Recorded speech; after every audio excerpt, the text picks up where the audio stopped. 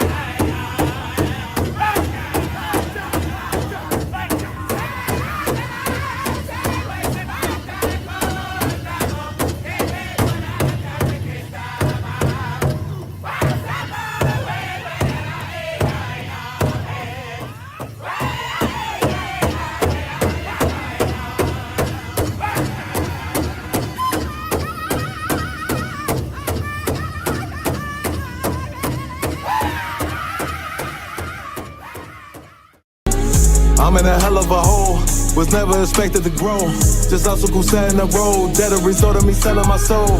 The story I'm telling is cold, but yet it's what everyone knows. The white man's the devil is known. America was never our home. Only a place of captivity, safe facility, hating disfigure me. They claim that I'm lazy, be killing me. Maybe this slavery draining my energy. As a young black man, I feel that I have an obligation to my race of people. Not to no other race, or no other nationality, just to black people. As a young black man, I feel that I have an obligation to my race of people. Not to no other race, or no other nationality, just to black people. But there's so many lies that we believe and so many doctrines within doctrines in the Christian church. Like they say, plead the blood of Jesus. What the hell does that mean? The prophets of the Lord are being rose up again in this time period to bring back the Lord's chosen people. That's and right. To stand on our feet and be those people again. That your ancestors wasn't junkies. They wasn't getting high and, you know what I mean, hating one another and killing one another. You know why? Because they was being killed by the slave master. They wasn't, your ancestors had a different mindset, and if you really think about it, our ancestors were stronger than us and they were better than us. You know why? Because they knew they had an enemy and they knew who their enemy was. Today, black people don't know who your enemy is. How the hell you think we got this truth? The I.S.U.P.K didn't come out of thin air. This truth comes from slaves, remembering that they were the children of Israel. We are the children of God. And if you don't understand it yet, you will understand it. We will bring it to you. We will get it through your brain that you are God's chosen people. And there is no dream. There is no thing. There is no success without learning who you are as a people.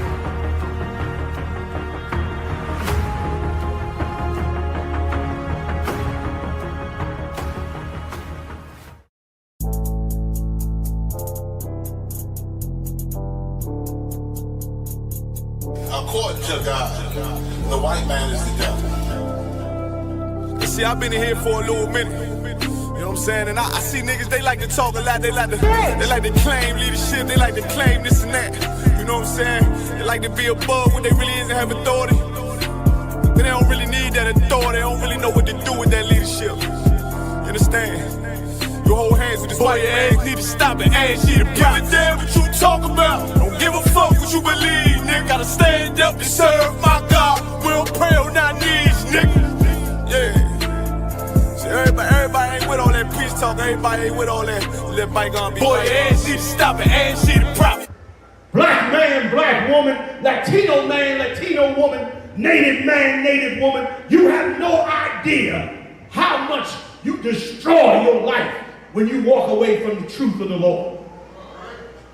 You lost your whole identity, don't even know who you are today. And you got the nerve to look at us like we strange. Like I always teach the brothers, if a white man came along and said, oh, you don't know? You black people are the doo-doo people. You should consider it because you don't know no damn way. We know, we won't consider it. Why? Because we know who we are, and we declare our identity, and we are the 12 tribes of the children of Israel.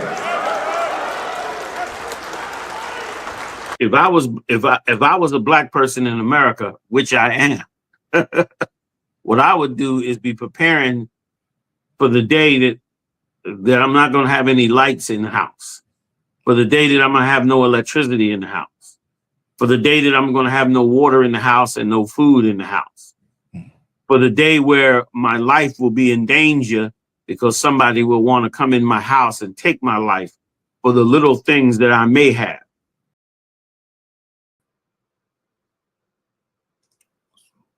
Let's clap it up. Clap it up. Bayala, you in here? Colonel Khan, I'm here. Let's get into it, man. Hey, listen, I'm Precinct Officer Tawaga Bar. I got Ibad Ya'ala rocking with me tonight, and we are going to, for the second time, go into Thanksgiving and why Blacks, Hispanics, and Native Indians should not be celebrating Thanksgiving. It is disrespectful to God's chosen people, who are the North American Indians, the Gadites, you understand? Tribe of Gad, the tribe of Reuben, the Northern Kingdom, really. You know what I mean? But this signified this. We're talking specifically about Canada. We're talking about North America, Canada, in America, where the Europeans have totally destroyed God's chosen people by taking this land, stealing this land, manifest destiny, and we're going to get into it. We're going to talk about that. But before we get into the topic, I'm going to we're gonna go. Let's see what I want. Give me Isaiah 5 and 13. We're gonna get some other stuff before we get into the topic. Hey, Shalom, Israel. I see y'all up in here. Sister Olivia Arnold, Sister Shishi and Kids, Sister Barata Nawa, Young Man Kev in here, Sister Black Dazzle is up in here, and my main man, Officer Nathaba Lamb, is up in here. Most High in Christ, y'all. We're gonna get to it. We're gonna bring out some history. I'll be going over Pilgrims, Puritans, the Dawes Acts, where they get $5 Indian from, right? Manifest Destiny, Andrew Jackson. And of course, we'll get into some history as far as proving that the North American Indians are the children of Israel. Okay. That's right. Let's get it. Isaiah 5 and 1.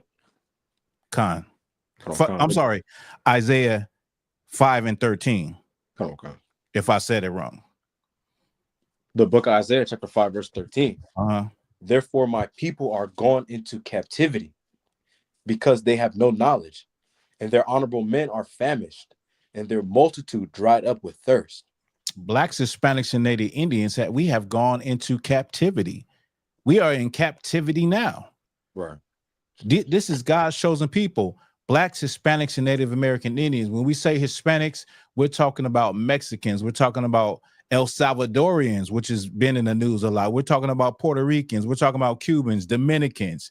You understand? Colombians, Brazilians, Blacks, Hispanics, and Native Hispanic people. But Blacks, Hispanics, and Native Indians, primarily, we are in captivity. Before I came into the truth, what I used to look at it is like all the brown people in the planet Earth have been conquered, have been colonized. But when it comes to God's chosen people, there's only a select few of brown and black people that he chose. And so that is the people that came through the transatlantic slave trade, the people that were destroyed by the Spanish conquest, the conquistadors, the people that were destroyed by the Europeans when they came and took this land. And this is what we're talking. This is the topic tonight about the Europeans, the Pilgrims, and later who were more savage, the Puritans who came and they looked at the God's chosen people as savages. They looked at them as though they were not people and they didn't deserve the land. But we have gone into captivity. We're in captivity, like I said, right now. Read it from the top. The book of Isaiah, chapter 5, verse 13. Uh-huh. Therefore, my people are gone into captivity because they have no knowledge. Because we have what? Because we have no knowledge. Because we don't have no knowledge of who we are, man. We don't have any. We think we know everything. Blacks, Hispanics, and Native Indians, you can't tell us anything because we think we got all of the answers. We think we know about God. We think we know about relationships. We think we know about family. We think we know about politics. But we have no knowledge because we're lacking the most important knowledge that we could have, which is our identity. Right. Read it from the top again. Come on.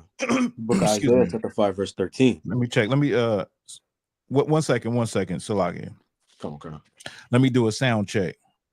Matter of fact, if y'all can hear us good, if you can hear the brother good, give me a 1. I'm gonna play it on my phone just to make sure. The most important knowledge that we could have, which is okay. All right, let's go. Come on. The book of Isaiah, chapter 5, verse 13. Therefore, my people are gone into captivity because they have no knowledge. Because they have no knowledge. Go ahead. Tawada, priest, Quadash, Young Man Kev, Sister Barata Nawa, Young Man Jeremiah Tawada. Go ahead. Come on. And their honorable men are famished. And their honorable men are famished. The honorable men, the men that are the valiant men, the men that's supposed to be leading the people, They're famished. What does it mean to be famished? It's also like, if I may, Go ahead. be hungry, like hungry without, no sign of food. Like, Right. To be famished is to be extremely hungry. Right. And read that again. come on. And their honorable men are famished. And their honorable men are famished, meaning we're starved. Those honorable men are starved of the knowledge. They're famished. You can't just, we know what famished means, but we got to look at it like these are the men that's supposed to be leading Blacks, Hispanics, and Native Indians, and they have become weak. They are starved of knowledge. Go ahead. Come on. Mm-hmm. And their multitude dried up with thirst. And the multitude all of the people that they're supposed to be over, the multitude of people is dried up with thirst, meaning we're thirsty and hungry for this knowledge, and we're destitute of that knowledge. And because we don't have that knowledge, we went into captivity. We went into slavery. We went into, onto the reservation. We went into boarding schools, the North American Indian. We'll get into that too. Got a heavy video about that. But this is what happened because we lack the knowledge that we're supposed to have. And the most important knowledge that we're supposed to have, that everyone else has, is who they are. Like, what are you really if you don't know who you really are as a people, or you don't know who your God is? Black people, Hispanic and Native Indian people are very, very sure that they know themselves, very sure that you know who your God is. Right. The Native American Indians worship the Great Spirit, called the Most High the Great Spirit. Black people worship white Jesus, and matter of fact, we're gonna get into that too. And who else? Who am I missing? Our brothers and sisters in Mexico, they worship the Guadalupe and the Virgin Mary, and we're very sure of who our God is. And I'm a Black American, I'm a Pan-African, or I'm Mexican. My language is Spanish.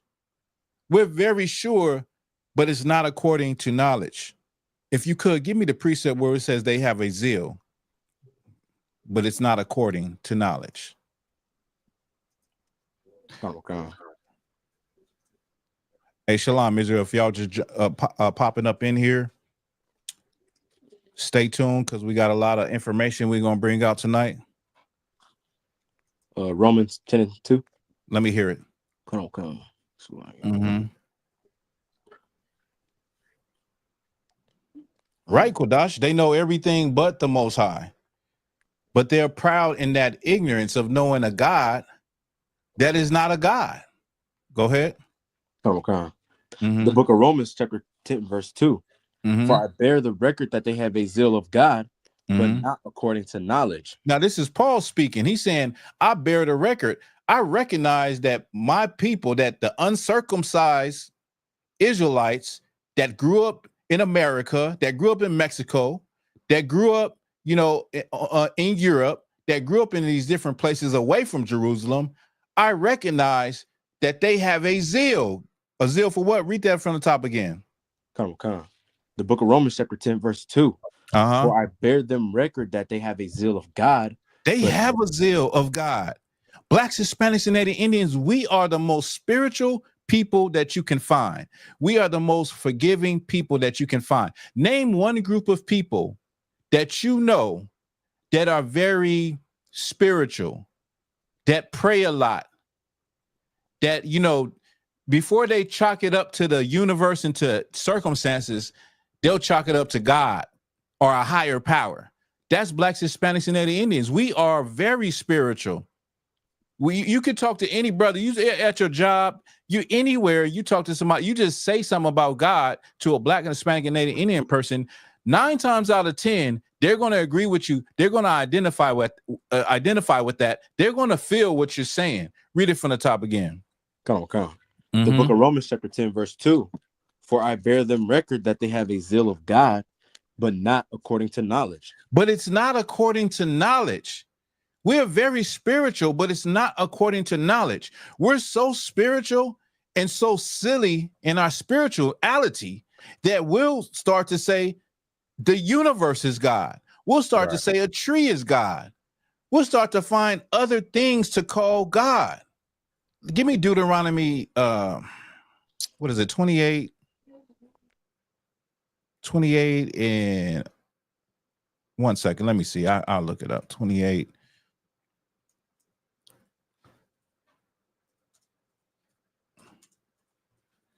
This is heavy, y'all. This is like,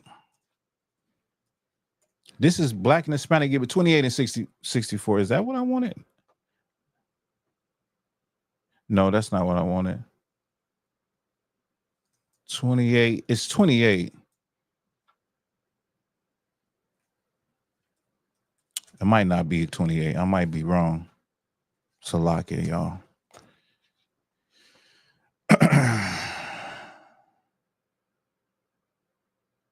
Okay, it is 28, 6 and 64. Deuteronomy 28 and 64. Okay.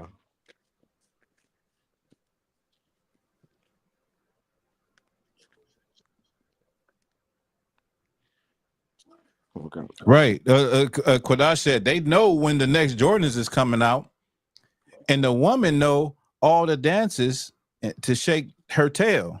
Right. We know we're smart. Listen, we're smart, and we'll do the research, and we'll do the science. And I'm, you know what I'm saying? I'm guilty of that. I just recently purchased a pair of shoes, and I'm gonna get to that. I'm gonna go back to that, right? But the point is that we will research, you know, how to get you know, it might be like, let's just say it's like a concert or something a person wants to go to, and you got to do this X, Y, and Z to get the tickets. Well, we'll research how to do it and go through all the hoops and all of that to get it, but we won't do that with our identity as far as what is our history. Who are we? Who is our God? Who did our ancestors worship? I want to know those things. We won't do it. Go ahead, Doc. Come on. The book of Deuteronomy, chapter 28, verse 64. The Lord shall scatter thee among all people, from one end of the earth even unto the other. And there thou shalt serve other gods, which neither thou nor thy fathers have known, even wood and stone. So now we're out here without no knowledge. We're scattered abroad in all of these different countries. And because we don't have this knowledge, but we think we do, we're serving other gods made out of wood and stone. What are those gods made out of wood and stone? So like, I don't know if I may. Go ahead. All them crosses, the wooden crosses that people be wearing, the stones, the rocks that people be worshiping, the Kaaba and Islam. Khan, correct. Like all of these gods are made out of wood and stone. We don't serve a God made out of wood and stone. You understand? The Christians serve a God. Their God is that Christian cross, that wooden cross that you see on top of churches. And not only that, you see it literally everywhere. They wear it around their neck. They think it's going to protect them, right? And then in the Islam, it is a literal rock. The Asians worship Buddha. It is a stone statue. You go in some of those restaurants, they have the Buddha in their restaurants and in their establishments, in their beauty supply stores. They have the Buddha sitting up there on the counter. Who else? The Mexicans, basically all of South America worship Guadalupe, the Virgin Mary. They worship. I never understood that, how they even though we know that Christ is not the Most High, the fact that they worship Mary over Christ. They got the rosary bead. You know what I'm saying? It's a lot. Go. Is there any more on that? Come on, no, lost. Like, no, that's it. That's it. What is this? So like, yeah, all those crystal. Oh yeah, let's not get into that. Quadash. The crystals, the rocks, the gemstones. You got to charge that rock. They sell these rocks, and these crystals. It's a $1 billion industry. And you see it's mostly women that's into that, buying the sage, smudging, walking around your house with the burning sage, getting the evil spirits out of the house. It's a $1 billion industry because Blacks, Hispanics, and Native Indians have no knowledge. We don't know who our God is. And so we're searching for God in all the wrong places. You could drop that. Give me Jeremiah 50 and 33. Come on. Mm-hmm.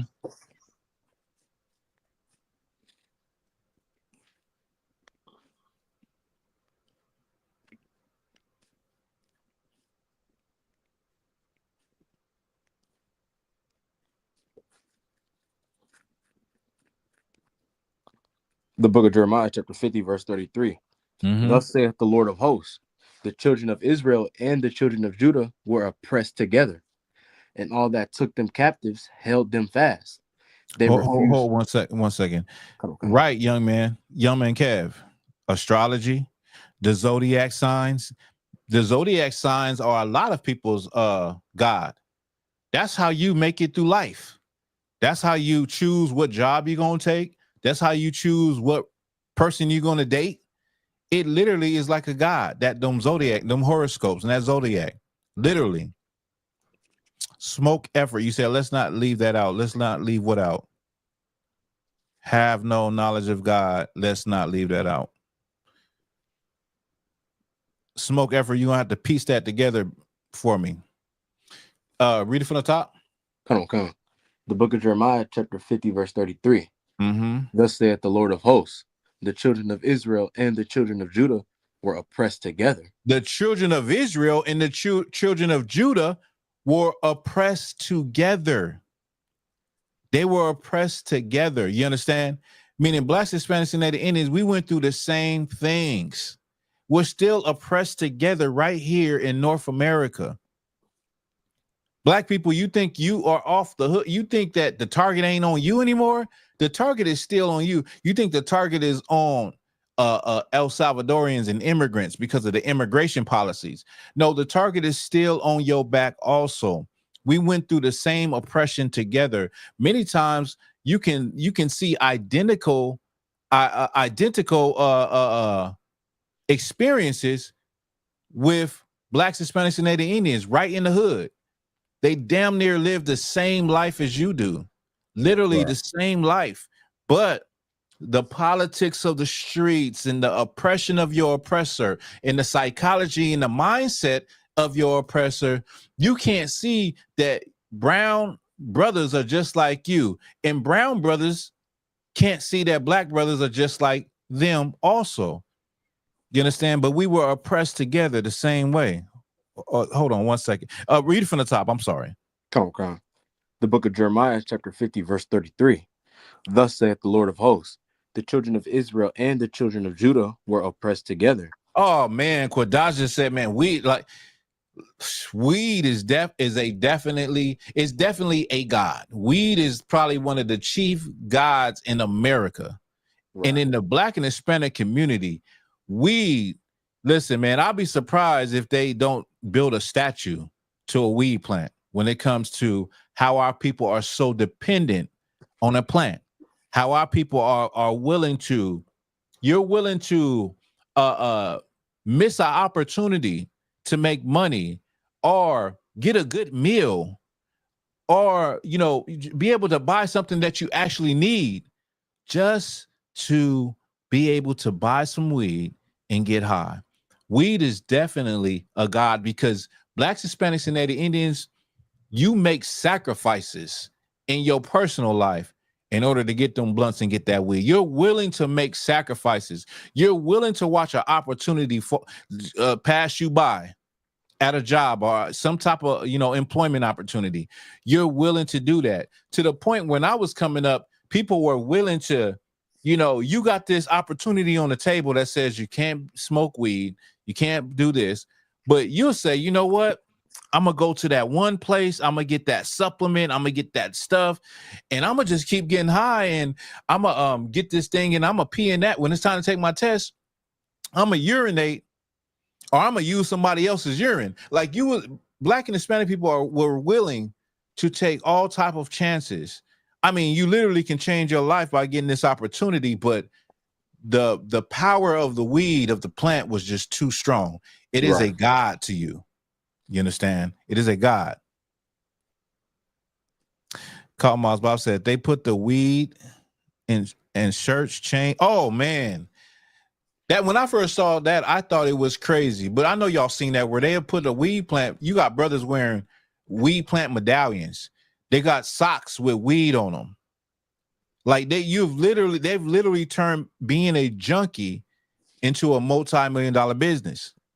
And you got to think, who's thinking of these things? Who thinks of these things to sell to Black people? It is other nations. They see your destruction. They see what you like, even though you destroyed, and they say, let's put this in the swap meet.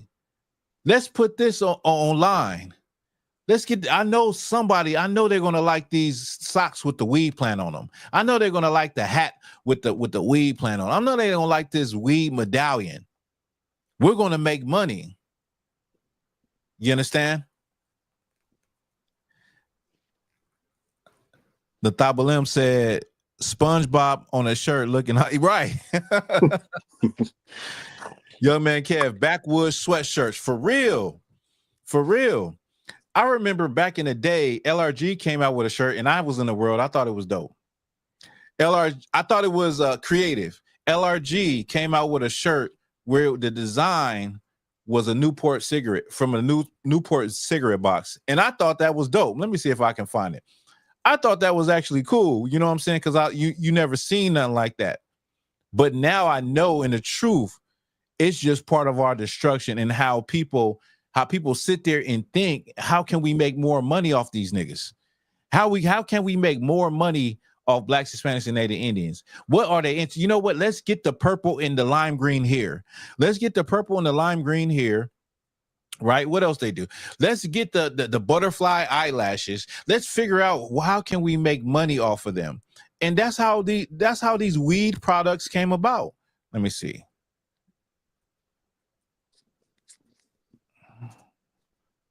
Let me see if I can find this real quick.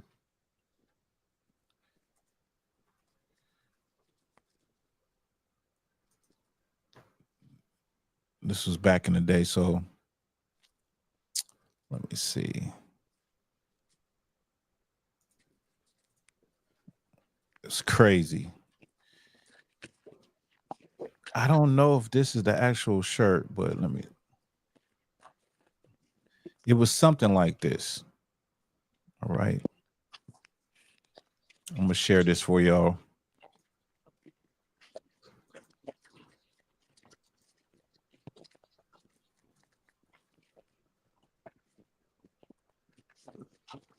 So this shirt right here, let me see. So this shirt right here, I thought that was dope. In the world, you got to understand the mentality in the world. You're smoking weed. Every now and then you get a single cigarette. You know what I'm saying? So that was the destruction. And you think it's okay. You think there's nothing wrong with it. You think that it's cool. But it's crazy work now that I think about it. It's crazy. You understand? Crazy work.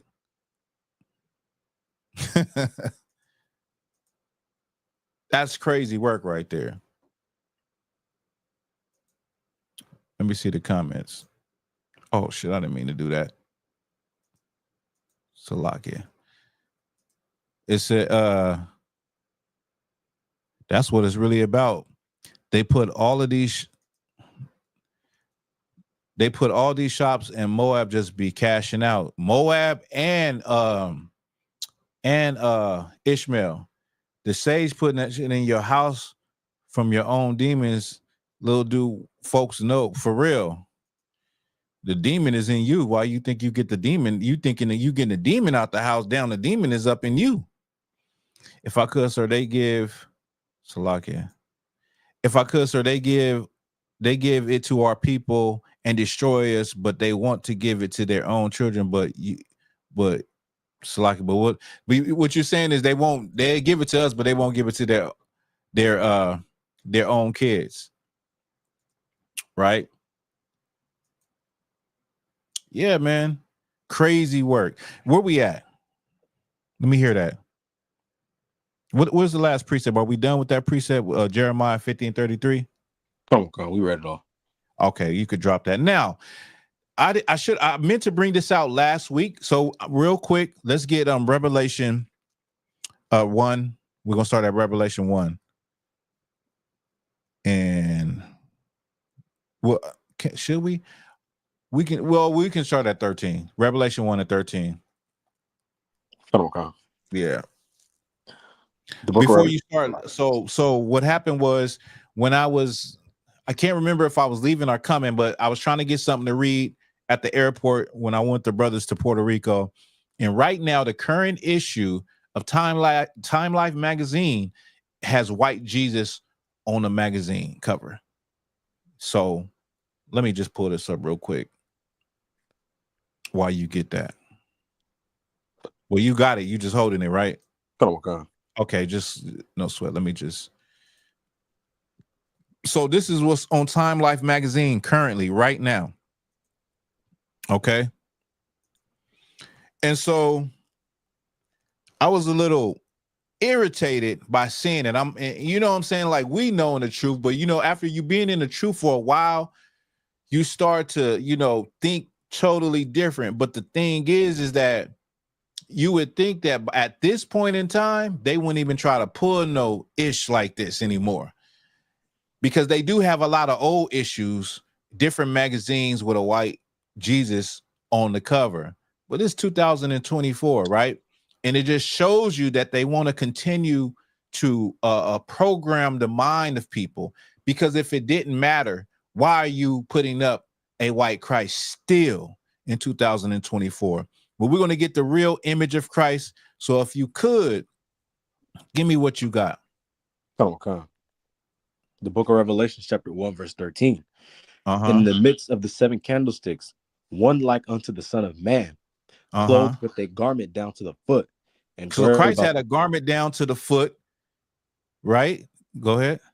Come on. And girt about the paps with a golden girdle. And so a girdle is a war belt. A girdle is, like a belt that holds in your midsection. And so, like, if you was to be able to wield a sword, you can do that thing correctly. And it just holds in your midsection, so everything's nice and tight and right, and you can move with agility. Go ahead. Come on. Verse 14. His head and his hair, his head and his hairs were white like wool. It says his hair, hair, snow, and his head and his hairs were white like wool. So it gives you on his face and on his head, his hairs. It gives you the color, and it gives you the texture. The color was white, and the texture was like wool. Now, when you look at this Time Life Jesus, he doesn't fit the description. His hair is not white on his face. It's not white on his head, and it damn sure ain't woolly. You understand? Another thing I want to point out is that he has a Roman toga on. Why would an Israelite be wearing Roman clothes? Okay. Christ would not be wearing, a basic article of Roman clothing. He would be wearing traditionally what Israelites wore, which were cloaks and garments down to the foot, girded at the paps, not in the style of the Greeks, not in the style of the Romans. Okay. Keep reading. Come on. Verse 14. And his eyes were as a flame of fire. Hold 15. On 1 second. Hold on. Salakia. Smoke effort. I'm the teacher in this class. You understand? You said a girdle is just a belt, buddy. Listen here, bucko. I'm the teacher in this class, all right? I know what I'm talking about. You sit and you listen. If you got a question, you ask it. I'll remove you up out of here, buddy. Let's go. Salakia. Come on. Mm-hmm. Verse 15. And his feet like unto fine brass, as if they burned in a furnace. And his voice as the sound of many waters. It said his feet like unto fine brass. Anybody know what brass is? What color is brass? Because just by we don't even have to go any further. Just by saying his feet were the color of brass, we can see that this man is not the color of brass. Right. We can see that. If you got a penny in your pocket, you got a penny laying around in the house, it's the color of copper. You know, the 1828 dictionary said that when they arrived here, the people on this landmass of America were considered copper colored original people, the North American Indians. Copper color. So brass is like a derivative of brown. So if you're looking at a person's feet and they're the color of brass, the rest of their body is not going to be white, like what you see here. It wouldn't make any sense, right? Keep reading. Okay. You want me to read verse 15 or keep going? Read it from the top again. Okay. Verse 15. And his feet like unto fine brass, as if they burned in a furnace. And his voice as the sound of many waters. And his feet like brass as though it burnt in a furnace. If you take anything and you burn it in a furnace, it's going to get dark. It doesn't even have to be brass. It could be a piece of white plastic. Whatever you put in the fire is going to get dark anyway. But the point is that Christ was not only a black man, he was a very dark-skinned man. Right? So he does not fit the description in the Bible. And what this is identity theft, y'all. This is identity theft of the greatest man who was a black man to ever walk the planet. Right. Jesus Christ, or Yahweh Mashiach in the Hebrew. Right. Okay. And let me show you ancient pictures, an ancient fresco of Jesus Christ and his disciples in the Roman catacombs. Salaki, do I have it? I should have it. Let me see. Let me see if I can pull this up for y'all.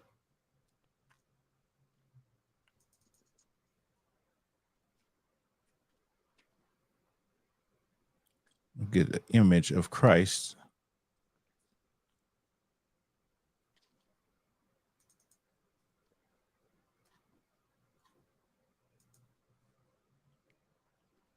That's identity theft, y'all. Right? And let me see if I can get, where's this picture at?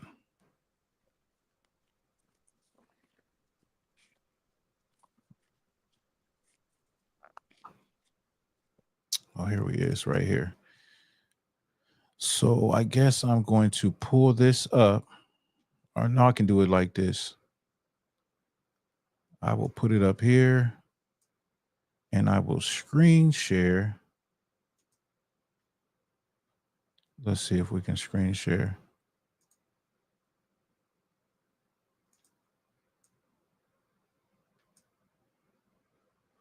Add to stage. Now, this is an image of Jesus Christ and the disciples. This is in the catacombs of Rome, okay, from the 2nd century. So the Israelites were under persecution when living in Rome. So they started to be underground. The catacombs are underground. This is where the Jews bury their dead. And so frescoes have been found that have survived since this time. And this is an image of Christ and the disciples, all black men. Smoke effort. You said Jesus was Nubian. Christ was not Nubian. Smoke effort. Christ was not Nubian. Nubians are Hamites. Okay. Christ was a Shemite.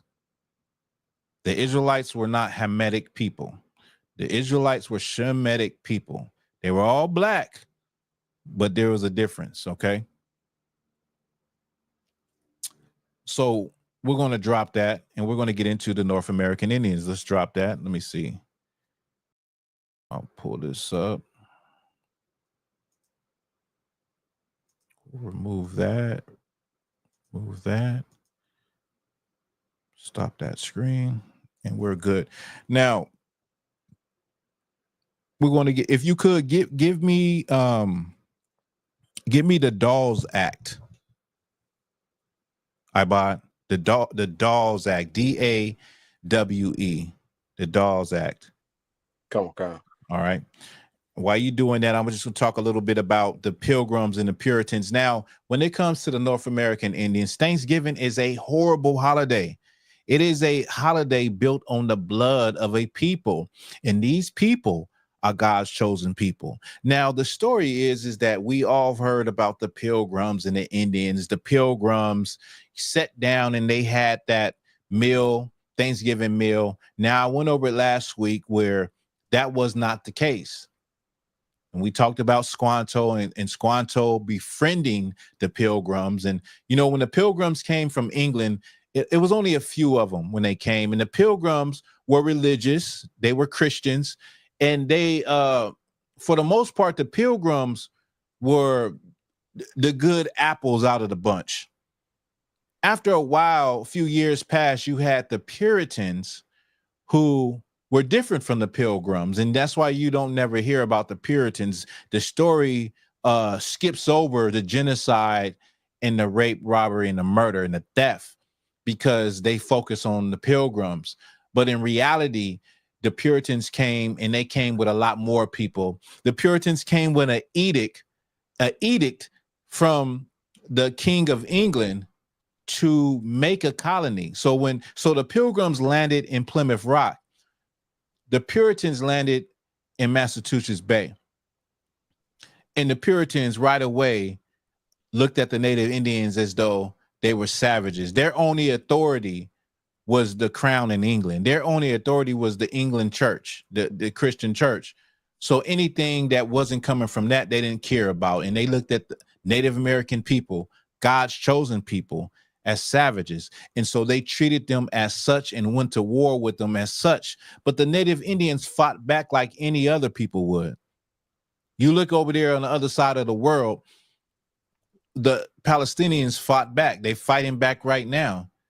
They have their weapons don't match those of Israel, of the Israelis, because Israel is backed by the United States government.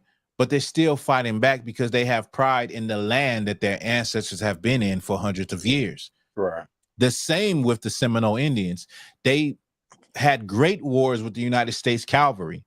And for a long period of time, the United States Cavalry could not do anything with the Seminole Indians. And the only way that the United States Cavalry was able to take them down or take any Gadites down was when other Gadites helped them. You understand? You got that? Come on, God. So before you get that, let me, the brother said, the oppressors are the biggest imposters in theft. Smoker's effect is smoking, or Salakia. Oh, you was responding to that, brother.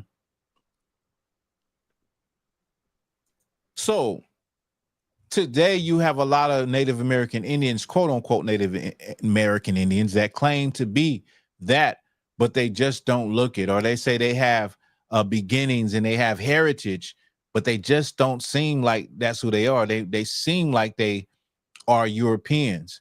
They seem like they are descendants of the colonizers, and there's a reason for that. So we're going to get into some of that history. Okay, so give me what you got. Come on, God. This is the Dawes Act of 1887.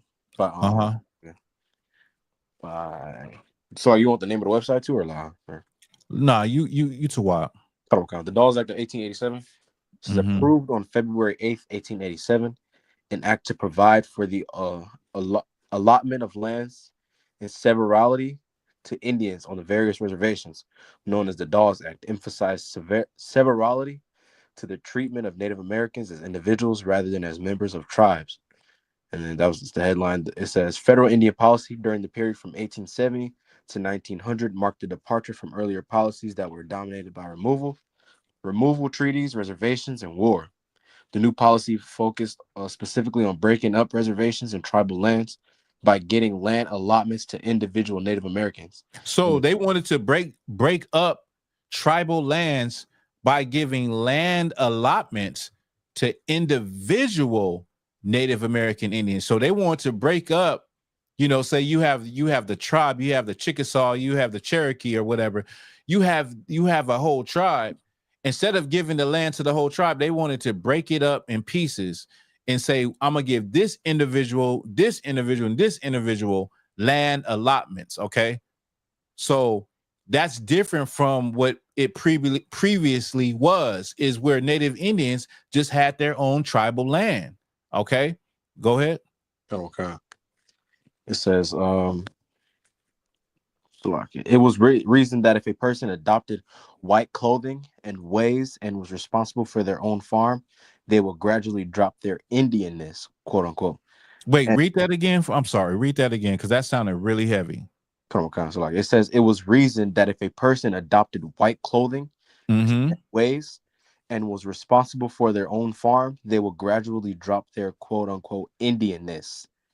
So gradually, if you was to adopt white ways, if an Indian was to cut their hair, if an Indian was to start to wear European clothes, they felt that an Indian would lose his or hers Indianness, meaning they would lose their heritage, their customs, and their tradition, basically their culture. Go ahead.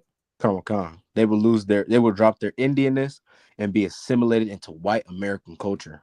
Then it would no longer be necessary for the government to oversee Indian welfare in the paternalistic ways it had previously done, including providing meager annuities, with American Indians treated as dependents. So United States government, the devil, is the devil that the Bible speaks of, because what they wanted to do, because this is all because Native Indians were depending on the government for subsistence. Why was the Native Indians depending on the government for subsistence? Somebody in the comments, let me know. I want to hear from somebody in the comments. Why were the Native American Indians to the point where they have to go to the agency, is what they call it, or the reservation, and get food allotments from the government?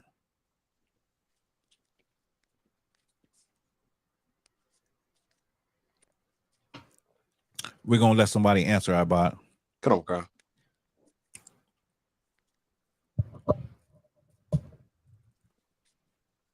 I'll say it again. What the brother just read is that the United States government started giving out land allotments.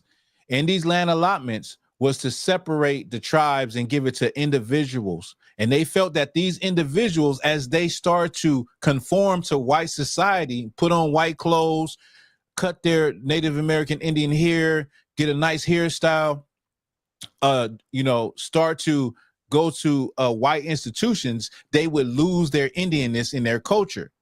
And the United States government felt like this is what they wanted to do to get away from them depending on the government. So my question is, why was it even at a point where Native American Indians were a burden to the United States government? I'll take that, young man Kev. They were conquered. That's right. They were conquered. When the United States government, when they came, exactly, Quadash, because they took everything from them. And you see how devilish that is?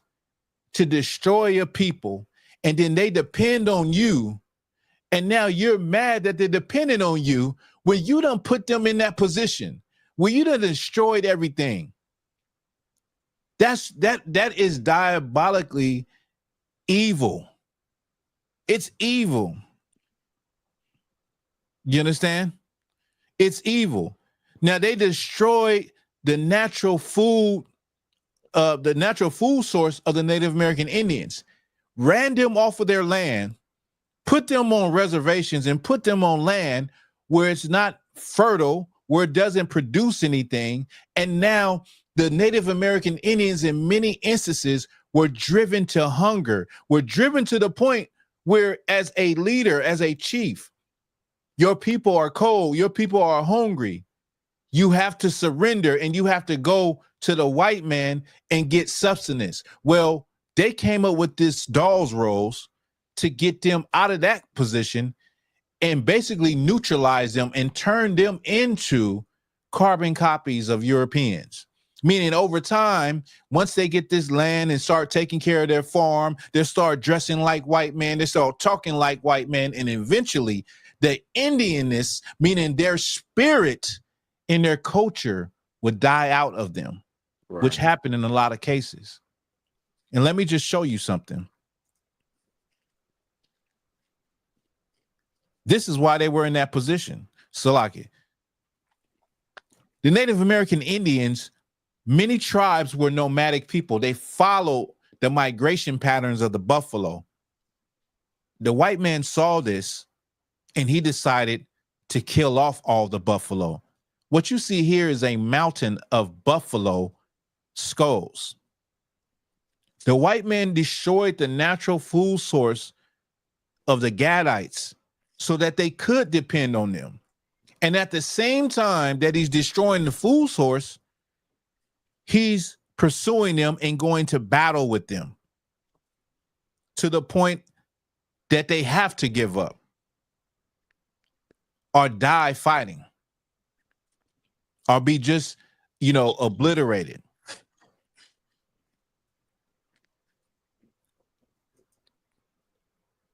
Is it? Keep reading. Give me some more on that. Okay. Mm-hmm. It says on February 8th, 1887, Congress passed the Dawes Act, named for its author, Senator Henry Dawes of Massachusetts, also known as General Allotment, as the General Allotment Act. The law authorized the president to break up reservation land, which was held in common by the members of a tribe, into small allotments to be parceled out to individuals. Thus, Native Americans registering on a tribal roll were granted allotments of reservation land. To each head of family, 1/4 of a section. To each single person over 18 years of age, 1/8 of a section. To each orphan child under 18 years of age, 1/8 of a section. And to each single person under 18 years now living, or who may be born prior to the date of the order of the president directing an allotment of the lands embraced in any reservation, 1/16 of a section. So basically, they were basically the Native American Indians were first destroyed, and all of their substance was taken away from them, and they were put on reservation. They were put in areas where they couldn't survive, and then the United States gave them government assistance. Right. Then the United States subsidized their housing. You understand? Okay. Yeah. $5 Indians stole from them, sir. We getting to that. We getting to that. Pure evil. You damn right. Annette Manfredo says, sent North American to places to live they were not accustomed to. Right. They went to places they were not accustomed to living.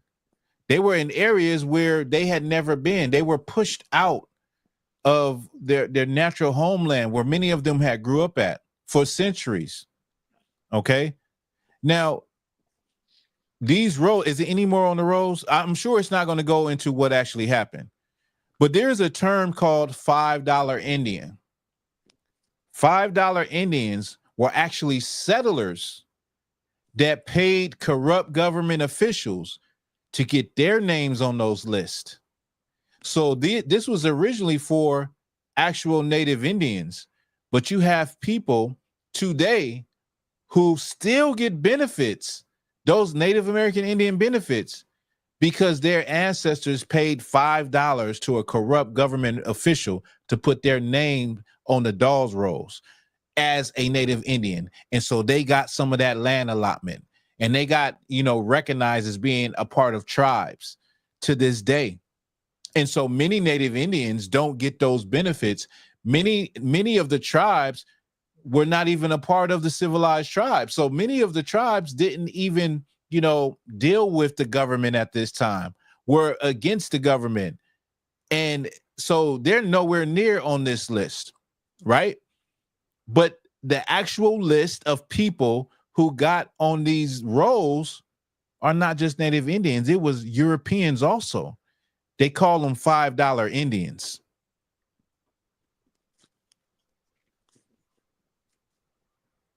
Let me see. Let me pull up some pictures.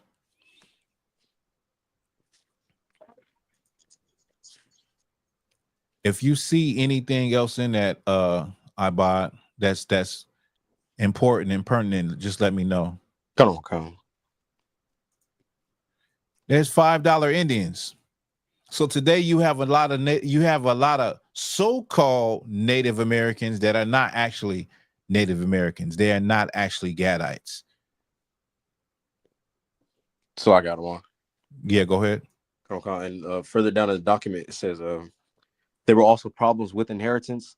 Often young children that inherited allotments that they could not farm because they were sent away to boarding schools. And this goes right into where we're going to go to. So we're going to go into those boarding schools. So what you have today is a lot of people that are not Native American Indians. They're English settlers. They're descendants of the people that put the Native American Indians in the position in the first place. And now they're benefiting from something that was supposed to be for the indigenous people, the first people nations, but they're not. You understand? A lot of these Indian boards, these Indian nation boards, and these councils, a lot of people sitting in those councils are actually just white people.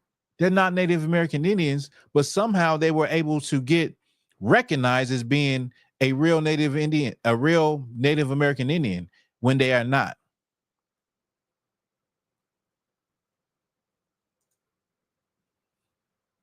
Yeah, definitely. I'm gonna cover that too. I covered that last time. In Canada, they found what they did is they found, the brother said, Salaki, sir, they took black people of the Native, right? That's true. Thank you for adding that, Precinct Officer Hawar. The Native American Indians, the dark-skinned tribes, they didn't even get put on the rolls. So they separated them and they classified them as Negro. So those Gadites wasn't even considered. It was the lighter skinned Gadites that was even considered. And then it's probably split down the middle between them and actual white people that got on those rolls. Now, if you could read what you was reading earlier, what you just read, Ibad. Come on. It says there were also problems with inheritance. Often young children inherited allotments that they could not farm because they had been sent away to boarding schools. Stop right there. Come on. So a lot of the younger people could not, they inherited the land, but they couldn't get the land because they were sent off to boarding schools. I wonder who got their land. I wonder who got their land, because a lot of these people, and I meant that to this point right here, I meant to say that in Canada, they uncovered 200 graves at a boarding school that are unmarked, that no one knows what happened to these kids in Canada. And we'll go over the biggest boarding school that was in Oklahoma. There's a video that I want to play, but that is the segue into going into that. So let me pull this video up. Wait, hold on. You're not done with that, right? Come on. There's a little bit more. Okay, give it here. Let me hear it. Multiple heirs also caused a problem. When several people inherited an allotment, the size of the holdings become too small for effective farming. Tribes were also often underpaid for the land allotments, and when individuals did not accept the government requirements, their allotments were sold to non-native individuals. See, there you go again. So they got the 5-finger discount. So if you didn't do everything that the government required, they would sell your allotment to non-native Indian people. So you got the $5 Indians getting it that way. Then you have other people getting it just because the government is giving it away to non-Indian people. So this land that was really supposed to be set aside for Native American Indians, they really didn't benefit from it as much as white people did. Because you damn sure know they wasn't giving it to black people. Right. Any more on that? Come on. Go ahead. Causing American Indian communities to lose vast acreage of their tribal lands. And today there's so many Native Indian tribes in Canada and North America and America where they're fighting to get back land that was stolen unjustly from them. They're in the court systems trying to get back land. There's a tribe, Chinook. It's a Chinook, or I can't remember the name, but the tribe in the area of New York and Manhattan, that Manhattan was stolen from an Indian tribe, that land, and they're trying to get the land back. You know what I'm saying? So it's so many tribes that are trying to get what is legally theirs. Right. And they can't, and they're going through the hoops just to get it back. And you know that the white man will never give that back. Manhattan, come on now. Right. That's prime real estate to him. That's a moneymaker. But the point is that, the Native American Indians were done so terrible and so wrong. They were done so terrible and so wrong. And it was all dishonest gain. Many of these lands that we're sitting on, these cities that you live in, these lands are legally Native American Indian nation territory. Right. So I got on, if I may. Yeah, go ahead. This whole thing kind of reminds me of the term Indian giver. Because they gave them the land. Right. Some way, somehow found a way to take it back. That's crazy. That's a good point, Abad. They somehow figured out some way to get it from up under you, pull it from up under you. They said, listen, I'm doing square dealing. I'm honest. I'm a businessman. This is how we're going to do it. We're going to break it up and divvy up like this. We're going to do it according to this. And it all seems right on the outside.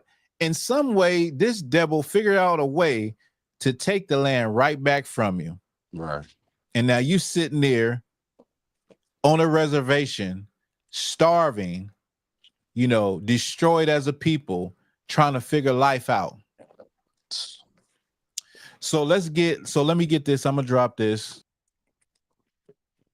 I'm going to get this video. Get this video.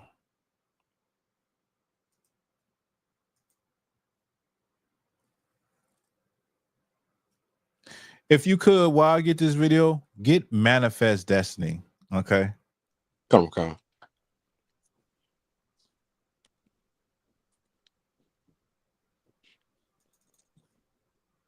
No more.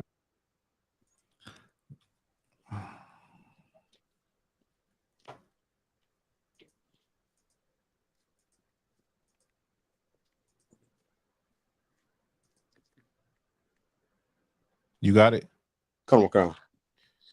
You want like the short thing of it? If you could, if you can find something short, sure, that'd be perfect. Come on, I got something.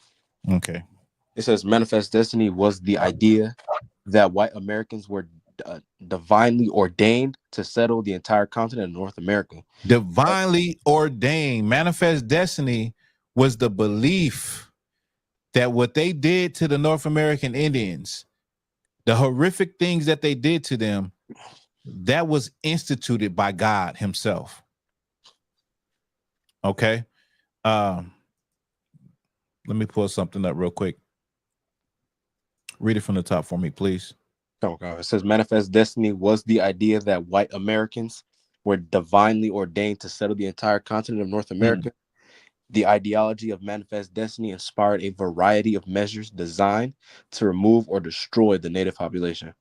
Designed to remove or destroy the native population. We just went over the Dawes Act in those roles and how they like what Abba just said is like an Indian giver. It looks good on the outside, you're giving it to me, but somehow you figure out a way to take it from me and remove me off the land. And you try and you make it seem as though you're doing square and fair dealing, but really you have an evil plan in the works. And in the back of your mind is manifest destiny that you or your people should have this land. And the native Indians, who are savages, they should go somewhere else. They should be removed out of the way so that you could become the great society and country that is manifest by God. Read that again for me, please. It says manifest destiny was the idea that white Americans were divinely ordained to settle the entire continent of North America. The ideology of manifest destiny inspired a variety of measures designed to remove or destroy the native population. Designed to remove. Now, this is the picture of manifest destiny, right?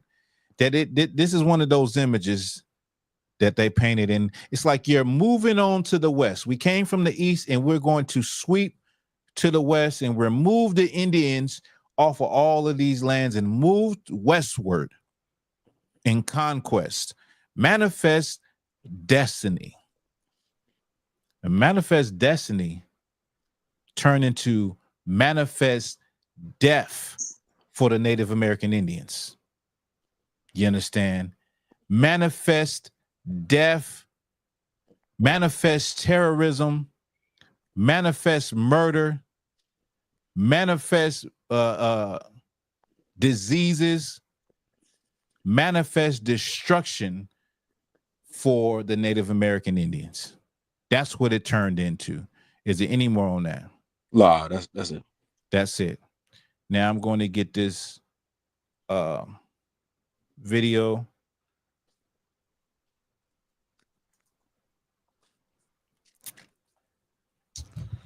Now this video is heavy. I'm gonna let y'all know. I'm gonna skip through it a little bit and get to the points. Let me read what the said. The brother said, "Is that what they say? God bless America." I don't know. I think they just say God bless America because America is a Christian country. Young man Kev, if I may, sir, I'm sure they're working on their way to steal our body. For real, man. I mean, you can't put it. I mean, good night. They making robots. You never know what they planning to do. You never know, Kev. You never know. Let me move this out the way. All right, this is heavy, man. Okay, we're gonna go into this. And this is about an older woman, an older sister that was in the boarding schools, and they're just talking about the effects of the boarding school. Talk about the unmarked graves and behind the boarding schools. Talk about the effects that it had on her raising her children, and the effects of her grandchild seeing the effects and how it made her feel. Right. So let me pull this up.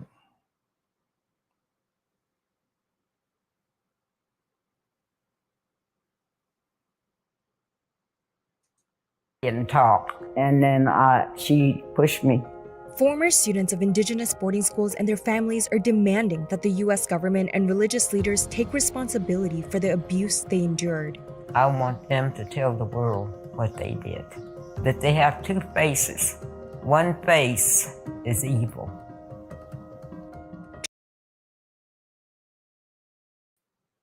Y'all hear that? She said they have two faces. And she said one face is evil.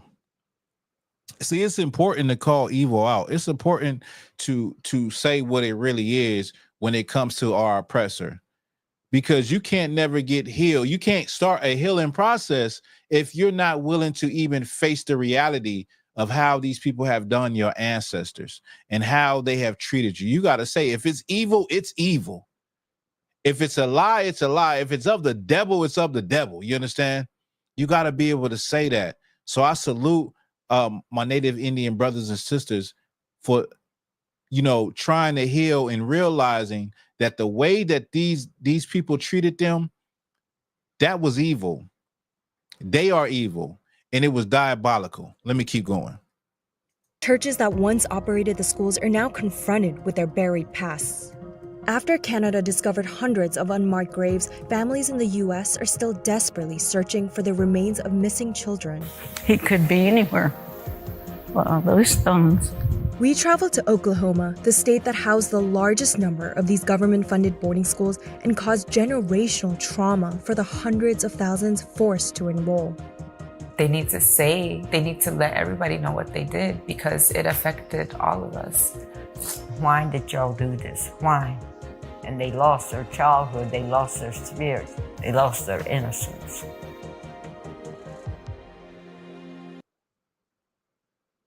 But was run by the federal government when Augustina attended. As Augustina struggled to learn English, she says she was punished for speaking in her mother tongue Muskogee. I felt it was my fault for breaking the rule. You know, I just blame myself. There were more than 350 government-funded church-run residential schools that Indigenous children were forced to enroll in. In recent decades, there have been allegations that physical and sexual abuse took place at these assimilation schools across the U.S. Now, they was physically and sexually abusing these children in these boarding schools, man. And they would take your children. You would never see your children again. Your children would be raised by Catholic priests and nuns, being punished, being abused, and being sexually assaulted, and being beat if you try to speak your language. It's going to get into that. Augustina also recalls a fellow student facing consequences for walking outside of a single file line and wonders to this day where she may be. The matron came and she took her, seemed like she jerked her from back here somewhere and threw her. I never saw her after that. The school. You hear that? She said she had a friend that the matron grabbed and snatched her, and she said she never seen her again. Schools came out of a period that many consider to be systemic cultural genocide against Native people when colonizers forced tribal nations to relocate from their land. During the violent relocations, thousands of Native lives were lost. As the U.S. established itself as a nation, the government, along with several denominations of the Christian church, set up schools for Native children. General Rich.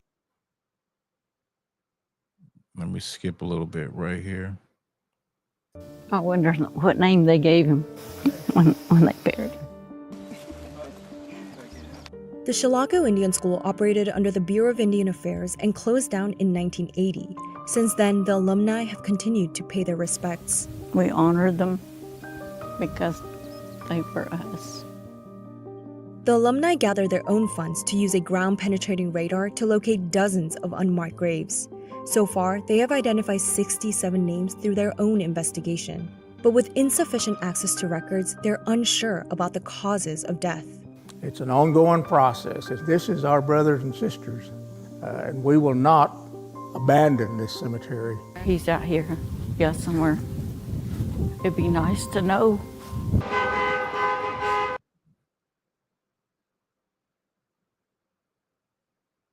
Y'all just bear with me. My children. No, I loved them. But at the same time, I could not tell him, I love you. And because I guess it was never said to us, maybe, I never felt the love. So first, I just want to say is that when they were in the cemetery, you got people that have relatives there, but because they don't know what name they gave the relative in the boarding school, they don't know. So all they can do is come to the cemetery and pay their respects, but they don't know where their loved ones is or where they were buried. They just know that they're there. And then this sister, she is saying that she was not able to give the love. She was not able to say, I love you to her children because she never felt any love. The way she got treated in the homes, she never felt any love. And let me just see if I could. There is a part where she talks about being hit. Like she joked. It's like, yeah. Let me see if I can find it. I could not tell him I love you. Salaki, y'all just bear with me. There is a part that I want to get where whenever she would speak her language, the nun would hit her whenever she would speak her language. Salaki. Oh, I just blame myself. We'll see. It was yes, ma'am, no, ma'am. If you didn't follow the rules, you had consequences. Augustina's granddaughter, Vanessa, only recently found out about her grandmother's experience. She says institutions that operated the schools have stayed silent for too long.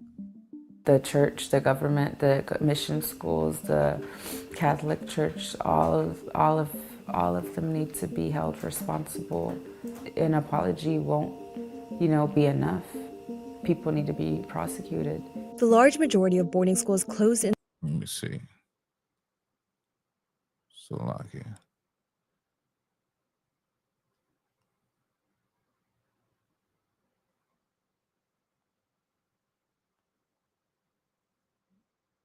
For time's sake, well, I told y'all what it is, but I was trying to actually find that part. Raised her family. I love my children. I loved them. But at the same time, I could not tell him I love you. And because I guess it was never said to us, maybe, I never felt the love. I was too busy obeying and marching. And I feel guilty that that's the way that I was.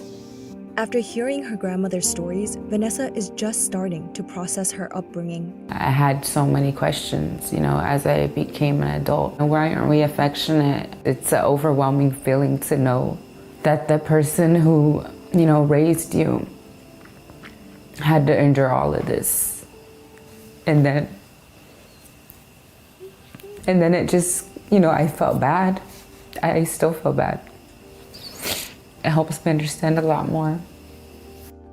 This is turtles. Loca. Loja. Loja. Vanessa and Augustina are proof that the forced assimilation policies failed. Besides learning Muskogee together, the two who are part of the Seminole Nation attend traditional stomp dances as well. You have them laced up, Generations of Native people are coming together to march. I think that's, let me see. This is a... Seeds. March forward, seeking to be heard. When they put Indian people in the ground like that, those are seeds.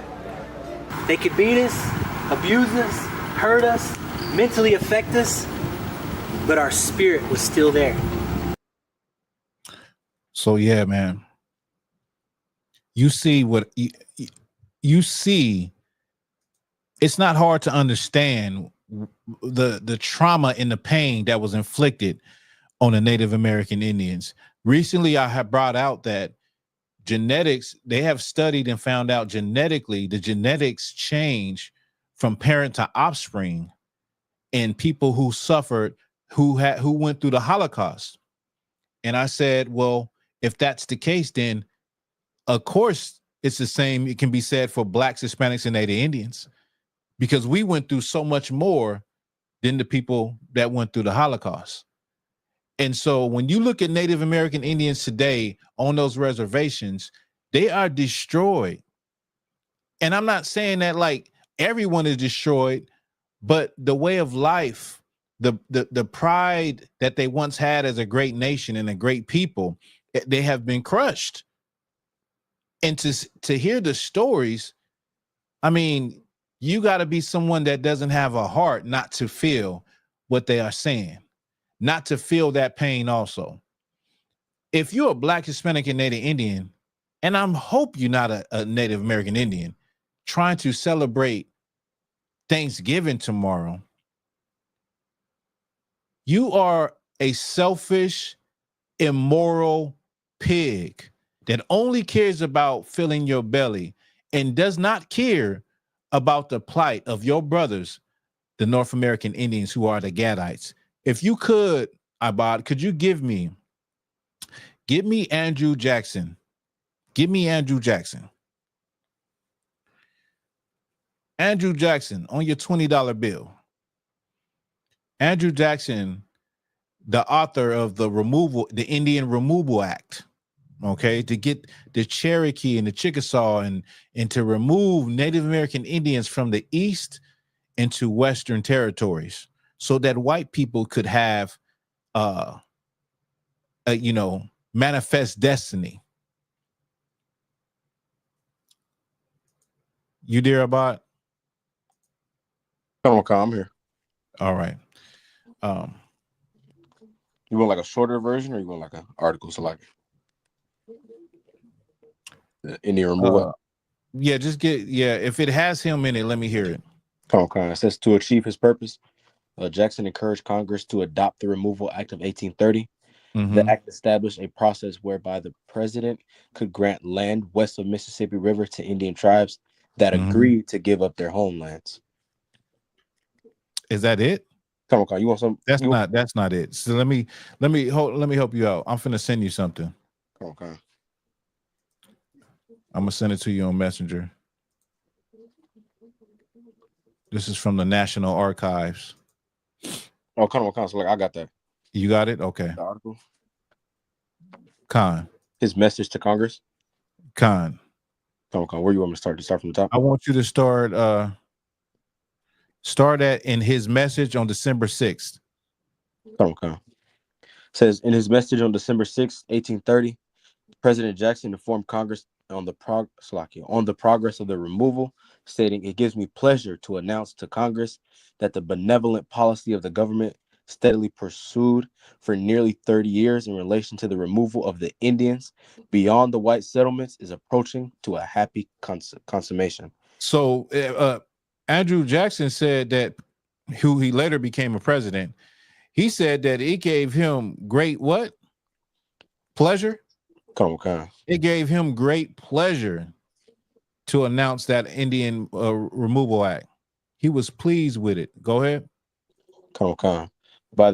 Jackson declared that the removal would incalculably strengthen the southwestern frontier, clearing Alabama and Mississippi of their Indian population. He said would enable those states to advance rapidly in population, wealth, and power. So Andrew Jackson, he was known as an Indian killer. He hated Indians, Andrew Jackson. And he even spoke about elegantly killing Indians, Native Indians. And after all of that bloodshed and killing, he adopted a Native Indian boy from the Muskogee tribe, from the tribe with the sister that we just watched that video on. Can you believe that? Being a known as someone who hated Indians and killed many Indians, to adopting an Indian boy and raising him. It's hard to understand the mindset of your oppressor, because he plays the villain and the hero. You get what I'm saying? I'm gonna get to that. If you could give me Deuteronomy 28 and 28 and 48. Your oppressor plays the hero and the victim. I had somebody tell me, I made a video not too long ago where I talked about what was it? I talked about the 40 acres and a mule thing, right? And a white man comes in there in the comments and says, you need to remember that it was white people that fought for black people to get out of slavery. Remember that. And I thought in my mind, like, how does he remember that, but he doesn't remember that they actually put us in slavery? Right. Like, so he plays like he is the author of being the villain and the hero in the movie. So he puts you in this condition and destroys you, and then he comes and saves you, and then he wants credit for it. He wants credit for abolitionists stopping slavery. He wants credit for, giving a Native American Indian, a tribe that might not be all Native American Indian, a casino. He wants credit after destroying your people. It's a weird thing. It's just hard to understand, but it's them though. Give me what you got. Come. The book of Deuteronomy, chapter 28, verse 48. Therefore shalt thou serve thine enemies, which the Lord shall send against thee, in hunger, in thirst, and in nakedness, and in want of all things. And then this is the thing: Blacks, Hispanics, and Native Indians, not just the Native Indians, we all had to be in this position. We're in this position now. There is no Native American man that owns the water company. There is no Native American man that owns the electricity company. There's no black man or no Mexican man the same. Likewise. So we're all in the same position, and we have to depend on a people that do not have our best interests at heart. Read it from the top. I'm sorry. Come. The book of Deuteronomy, chapter 28, verse 48.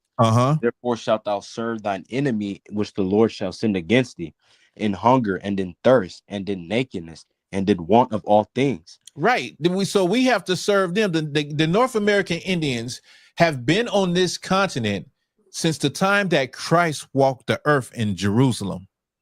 They've been in North America. That's how long the Native Indians have been here. You understand?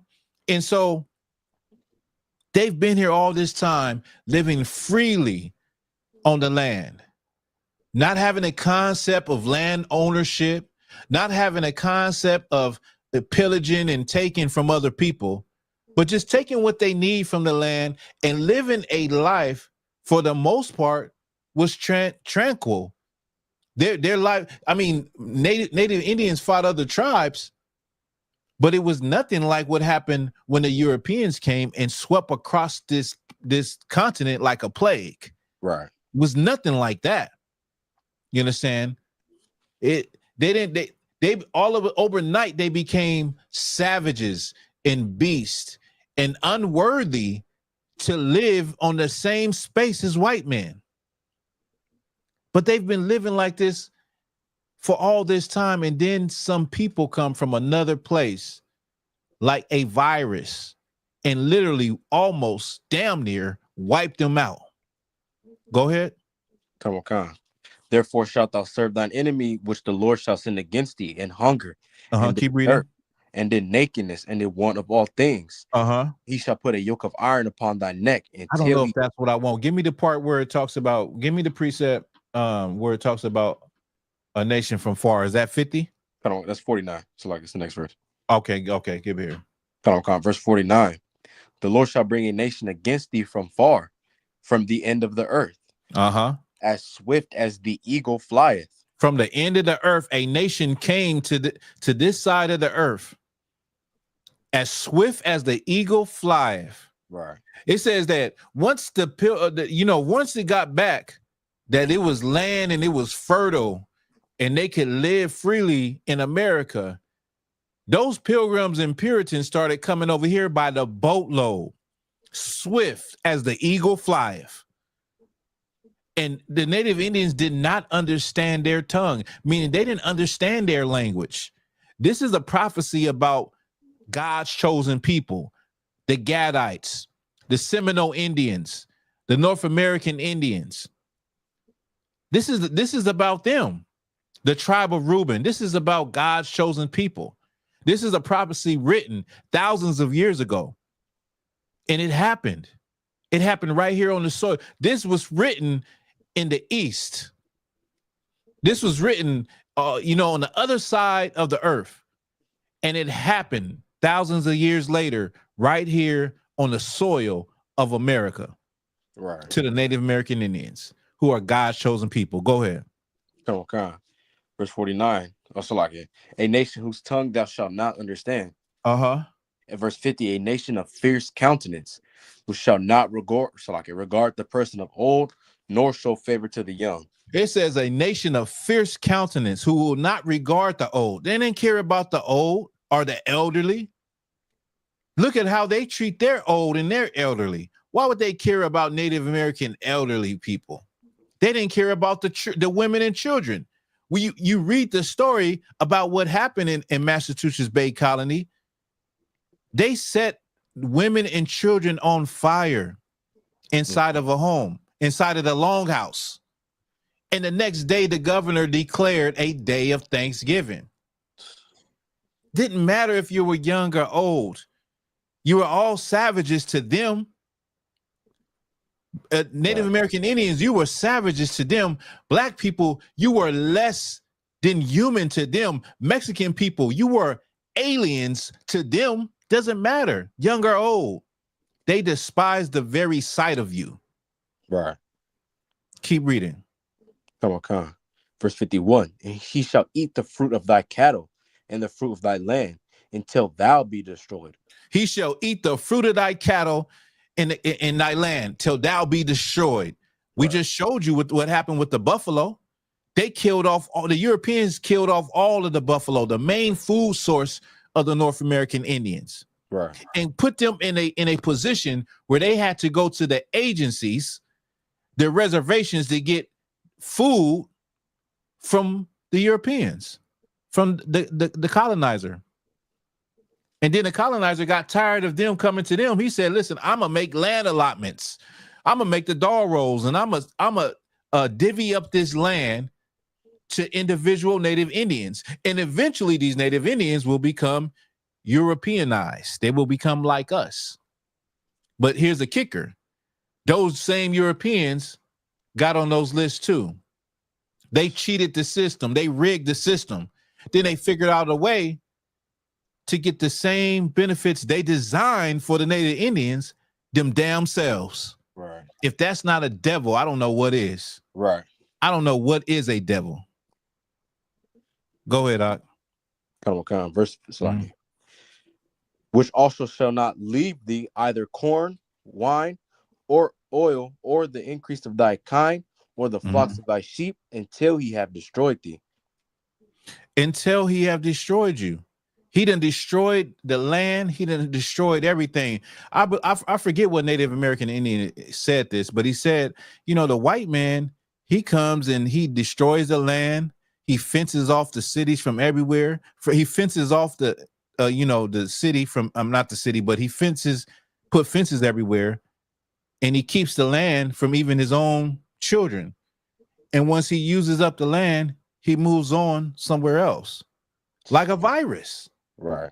Like a destructive virus. It feeds, like it feeds and feeds on what it can do, it destroys it, and then it moves on and leaves a trail of waste and destruction behind it. That's manifest destiny. For you to think that you can say, oh, I don't celebrate Thanksgiving because of what it means. I celebrate it because it brings my family together and I'm able to do X, Y, and Z.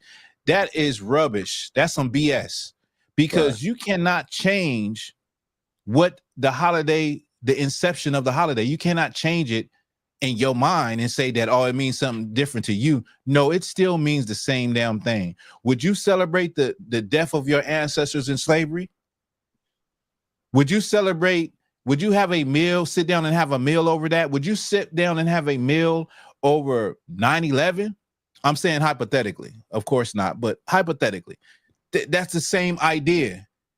Thanksgiving is the inception is a massacre of 700 men, women, and children in the Massachusetts Bay Colony.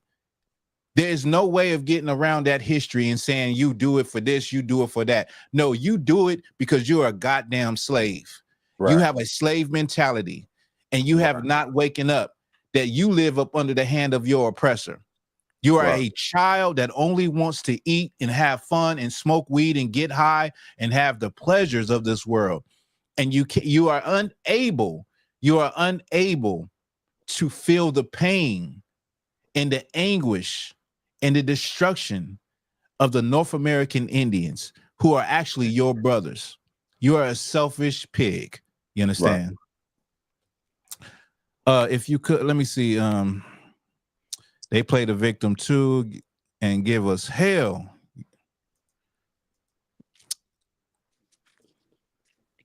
Fun, kids, and adventures. Could you tell me, is the Lord's Prayer a demonic spell? No. And when you say a demonic spell, what are you talking about? If you could get Matthew's chapter 6 and 6. Okay. Olivia Honor said, behind every smile is a frown. When your back is turned on these holidays, right? Black Dazzle said, it's cognitive dissonance. That's right. That's right. It damn sure is. So we'll get this. Let's see. I want you to, well, you getting that right now? Okay, just go ahead and get that. Get Matthew 6. Wait, before you get Matthew 6, I just want to ask Fun, before you get it, before I even go into that, because I want to stay on topic. Fun, kids, adventure, the Lord's Prayer. What about the Lord's Prayer is demonic? What, I mean, I'm like, is the Lord's Prayer demonic? Is the Lord's Prayer demonic spell? Please let me know. Well, how did you come to that conclusion?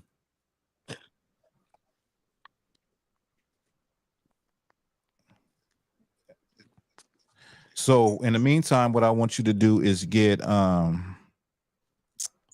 let's see. Don't seek their peace. You said that you're just asking, I know, but we'll go over it. Let's get Matthew 6 and 6. Come on. The book of Matthew, chapter 6, verse 6. Is that where we at? Okay. But thou, when thou prayest, enter into thy closet, and when thou hast shut thy door, pray to thy Father which is in secret, and thy Father which if you could, let me just explain. This is Christ speaking to the disciples, telling them how to pray, right? And he's giving them a breakdown of how you should pray. Like, and if you could, Ibad, is this before or after where he talks about how the hypocrites do and how some people want to be seen when they pray, so they pray out in public. Some people, does it go into that right there? So like it's after the prayer. So verse 16. Okay, well, go ahead. Keep going. I mean, start from 6. And go through the prayer. Okay. The book of Matthew, chapter 6, verse 6. But thou, when thou prayest, enter into thy closet, and when thou hast shut thy door, pray to thy Father which is in secret. So when you pray, you're supposed to not pray, to be seen. You're supposed to be somewhere where, say, you're in your room with the door closed. It says in that closet, but that could be literally in your closet or in your room, just somewhere where, you don't get no benefit from nobody seeing you pray. Because most people, when they see somebody pray, they look at them like, oh, that person is really a woman of God. That's really a man of God. So in order not to be like that, this is what Christ is saying how you should pray. Keep reading. Okay. So like, pray to thy Father which is in secret, and thy Father which seeth in secret shall reward thee openly. Mm-hmm. Verse 7, but when ye pray, use not vain repetitions as the heathen do. He said, so when you pray, don't use vain repetitions as the heathen do. Meaning vain repetitions is you saying the same thing over and over again. Right. So to my understanding, like those, chants and spells and demonic stuff like that, people say the same things over and over again. So what you see in Christianity too, you see people in the church, they say the same thing over and over again. That's vain, meaning it's useless. It's pointless to say, and Lord bless me, and Lord, and I hope I be able to do this and give me strength and bless me, and you're saying the same thing over and over again. The Lord already knows what you want, so it's useless and it's pointless. But other people that you see in the world, you see in the Christian church, you see in the Muslim mosque, you see them outside, want to be seen by people, they will repeat the same things over and over again. Go ahead. Okay, verse 7. But when ye pray, use not vain repetitions, as the heathen do. For they think that thou shalt be heard for their much speaking. But not ye therefore. Salakia. Keep going. Be not ye therefore like unto them, for your Father knoweth what things ye have need of before ye ask him. See, I just broke that down, but you know, people think they're going to be seen for their many words, and so that's the Christian. That's basically that is the Christian church on spot. You look at what they do in them churches, and they be like saying the same things in front of the congregation. The people that are in the pews saying the same thing so that they can be heard, thinking they're gonna be heard and seen. Like, oh, that brother right there, man, the Holy Ghost was on that brother, man. That sister right there, she was on fire. You see her run up and down the aisle. You see her. Did you hear her? They want to be seen and they want to be heard. Go ahead, Doc. Come on. Verse 9. After this manner, therefore, pray ye, our Father which art in heaven. So Christ is saying now, after this manner, this is how you should pray. Go ahead. Come on. Our Father which art in heaven, hallowed be thy name. Send thy kingdom come, thy will be done in thy earth. Kingdom come, thy will be done. Slow it down, Doc. Thy kingdom come, thy will be done. Go ahead. In earth as it is in heaven. In earth as it is in heaven. This goes over a lot of people's heads. Thy kingdom come, thy will be done in earth as it is in heaven. Why is that so important? Because there is no heaven in the sky. When he's saying heaven, is talking about what we call is, you know, the fourth dimension where the most high is. But as far as heaven, like a person dying and going in the sky and the clouds is heaven, no, heaven is going to be on earth. So what it's saying is how the Lord has it set up in his realm, that's how it's going to be set up on earth when Christ returns. The kingdom is going to, so heaven is rulership. Okay. Heaven is a form of rulership. Right now, the white man is in his heaven. Blacks, Hispanics, and Native Indians are in hell right now. We live a hellish life. You ever hear somebody say, man, this is hell, man. I got to do this, or I got to pay these bills. It's hell. We live a hellish life here. Not saying that everyone is in hell or, you know, millionaires are in hell, but as a nation of people, we live a hellish life. If it ain't our poverty, it's the oppression from other people. It's the pointing of fingers and the government being on our back and being the scapegoat of every problem in society. We live a hellish life while other people live a life of being in rulership, which is considered heaven. Go ahead. Come on. Give us this day our daily bread. Forgive us our debts as we forgive our debtors. Give us this day our daily bread. Meaning one day at a time. We're worried about that. A lot of times people be thinking ahead and making plans ahead. The Bible says that the day is it is enough things going on in the day. I'm paraphrasing. There's enough things going on in the day that is sufficient for itself. Like for you to worry about what's going on today. Just worry about that. Okay, go ahead. Come on. And lead us not into temptation, but deliver us from evil. For thine is the kingdom and the power and the glory forever. Amen. Amen. So be it. So at the end of so to your question, no, it's not a demonic prayer. It's very simple. It gets straight to the point and it's very simplified. Okay. Right. Now, before we get up out of here, it's 9:12. I'm 12 minutes over time. Let's get give me don't seek their peace. Come. Right. And I forget where we're going. In the meantime, while you get that, let me show you some archaeology real quick. This is Chief Joseph of the Nez Perce Indians. Excuse me. Let me pull this up while you get that, while you find that. I'm gonna go into this real quick. Screen share.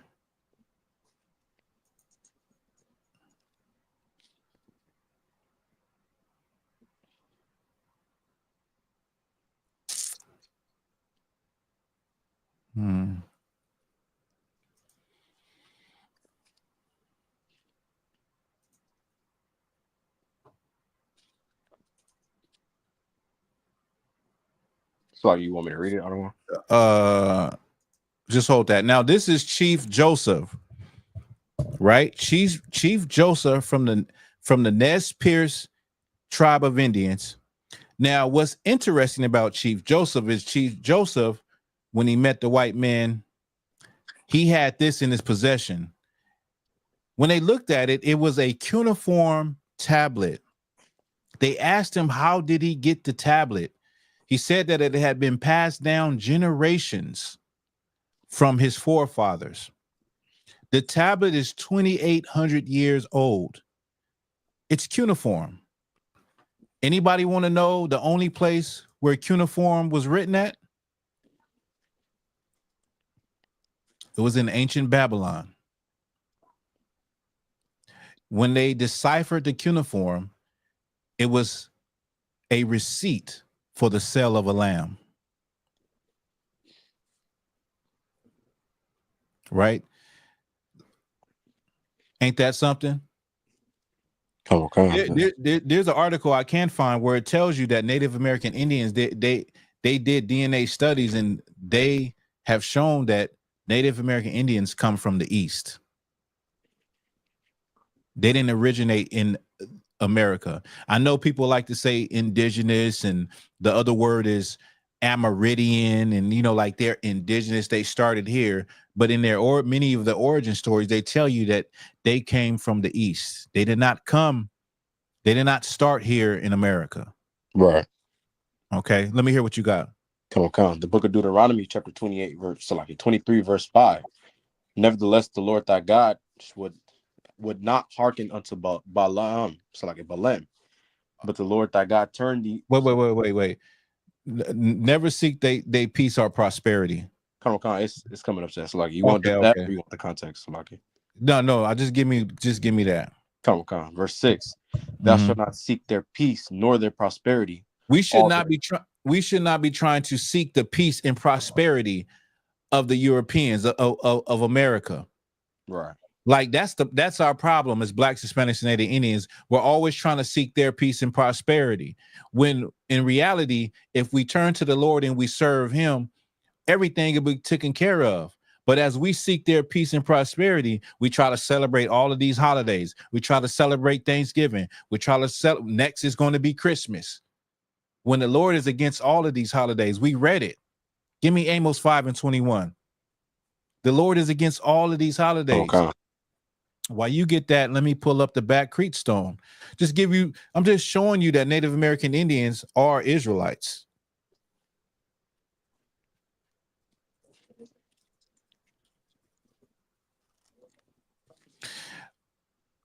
Let me pull this up.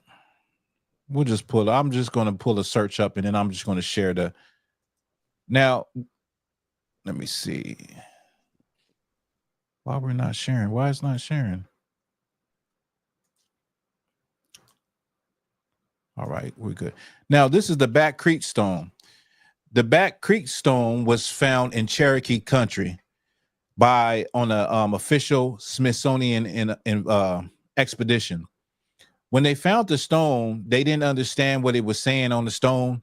So they put the stone in a warehouse, and it sat there for years. And then somebody else came and picked it up, and they looked at it, and they said, this is Hebrew. This is ancient Hebrew. And so, they call them diffusionists, people who say they want to stick to the idea that Columbus discovered the New World, and there was no pre-Columbian contact on this side of the earth. We know that's a damn lie. That lie has been obliterated. But this is the Back Creek Stone. Let me get one more for you. Get the Ohio.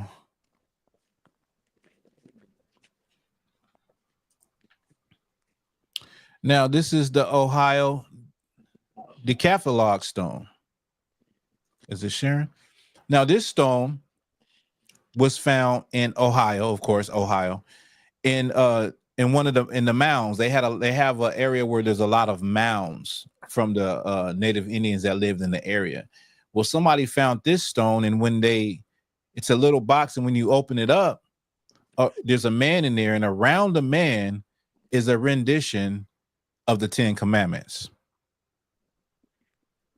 And this predates definitely Columbus or whatever the case may be, just showing you that the Native American Indians did not originate here. Now, in the educational school system, what they tell you is what? They tell you that there was a land bridge and a Bering Strait, and possibly the Native Indians they came from Asia to America. But that's a lie also, because there is no culture. None of the practices of the Native American Indians have any semblances of being Oriental. Native Indians also, they wear fringes, which is something that Israelites that we wore. We wore fringes. Right. So let me hear what you got. Come on. This is the book of Amos, chapter 5, verse 21. I despise your feast days. The Lord hates and he despises those feast days. Go ahead. Come on. And I will not smell in your solemn assemblies. Thanksgiving is a solemn assembly. The Lord said he don't want to smell in your solemn assembly. He don't want to smell nothing that you got going on, nothing you got cooking up. He don't want to smell the spread. He don't want to smell the honey ham. He don't want to smell the fried turkey, the fried turkey. He don't want to smell none of it. He doesn't care about it. You understand? Go ahead. Come on. Verse 22, though ye offer me burnt offerings and your meat offerings, I will not accept them. The Lord wanted Salakia. It's funny that we get on this point. I forgot to say that at one point in time in Europe, the Puritans and the Pilgrims, they did have a day of Thanksgiving. It was like a harvest time. Like what is that thing called for Halloween? The harvest thing. But anyway, it was the same time of the year during this autumn time where they had, the harvest, of giving thanks. So they would give thanks, to a good crop, a good yield or whatever. Well, the Lord said he don't care about none of that. The history of it is that harvest belief and giving thanks somehow got intertwined with, the Thanksgiving, the meal of Thanksgiving that we do today. So today, a lot of people say Thanksgiving is a time to give thanks. So that's another thing that you hear people say, I'm thankful for this. I'm thankful for that. And they try to connect it to God, saying like, I'm thankful. But the Lord don't care about it because it's not something that he instituted. The Lord has high holy days in the Bible that we are supposed to be following, that we follow here in the I.S.U.P.K. Right. We keep all the high holy days. Matter of fact, the Feast of Hanukkah is coming up. When is it? December what? I believe December 6th. I could be wrong. No, it's December 25th. 25th. So the Feast of Hanukkah is coming up, right? That is coming up. And so there are high holy days, holy convocations instituted in the Bible that we're supposed to be following. Not Christmas, not Thanksgiving, not Easter, but what the Lord said. And so these things he don't care about. So if you're trying to say, I'm thankful for this and I'm thankful that God allowed me to buy the turkey, and I'm thankful that the school gave me a turkey so that we can have a Thanksgiving, the Lord doesn't care about none of it. He hates the smell of it. He doesn't care about, your offerings, your prayers, and your giving of thanks to him. He doesn't care about it. Why he doesn't care about it? Number one, he didn't institute it. Number two, it is built on the blood and the bones of the North American Indians. Right. Our brothers, his people. Okay. You can drop that for time's sake. What I want to get, let me see. Get me King David, happy shall he be. Okay. And we'll end with that. Let me see. The sister said that she said the man on TikTok saying that Patah Noster, that the Lord prayers and his prayers are the same. Please don't believe that. There's a lot of wackos online that try to make the comparison to the book of the 42 laws in Maya in the 10 commandments. What else they say? They say there was a God named El in Israel. All of that is garbage and it can easily be cut. I did a class on that with the 42 laws and just showing, he's saying every time we say the Lord's Prayer, we are praying to the devil. Come on. Sis, you need to not be listening to people like that. But it's good that you're testing it. You got to ask questions. You got to search these things out. Never understood why they have to wait for holidays to say thank you, to give gifts, to say I love you, waiting until Sunday to praise the Lord when they should do that every day. Man, that is a heavy point. Right. That's a heavy point. Like you got 364 days to give thanks. You got 364 days to tell your mother, I appreciate you. You got 364 days to get your kid or anyone a present to show your appreciation for them. Why are you doing it on these days? You know what I'm saying? It's like we're programmed to do this, but we don't have to do it. We're not supposed to be doing it.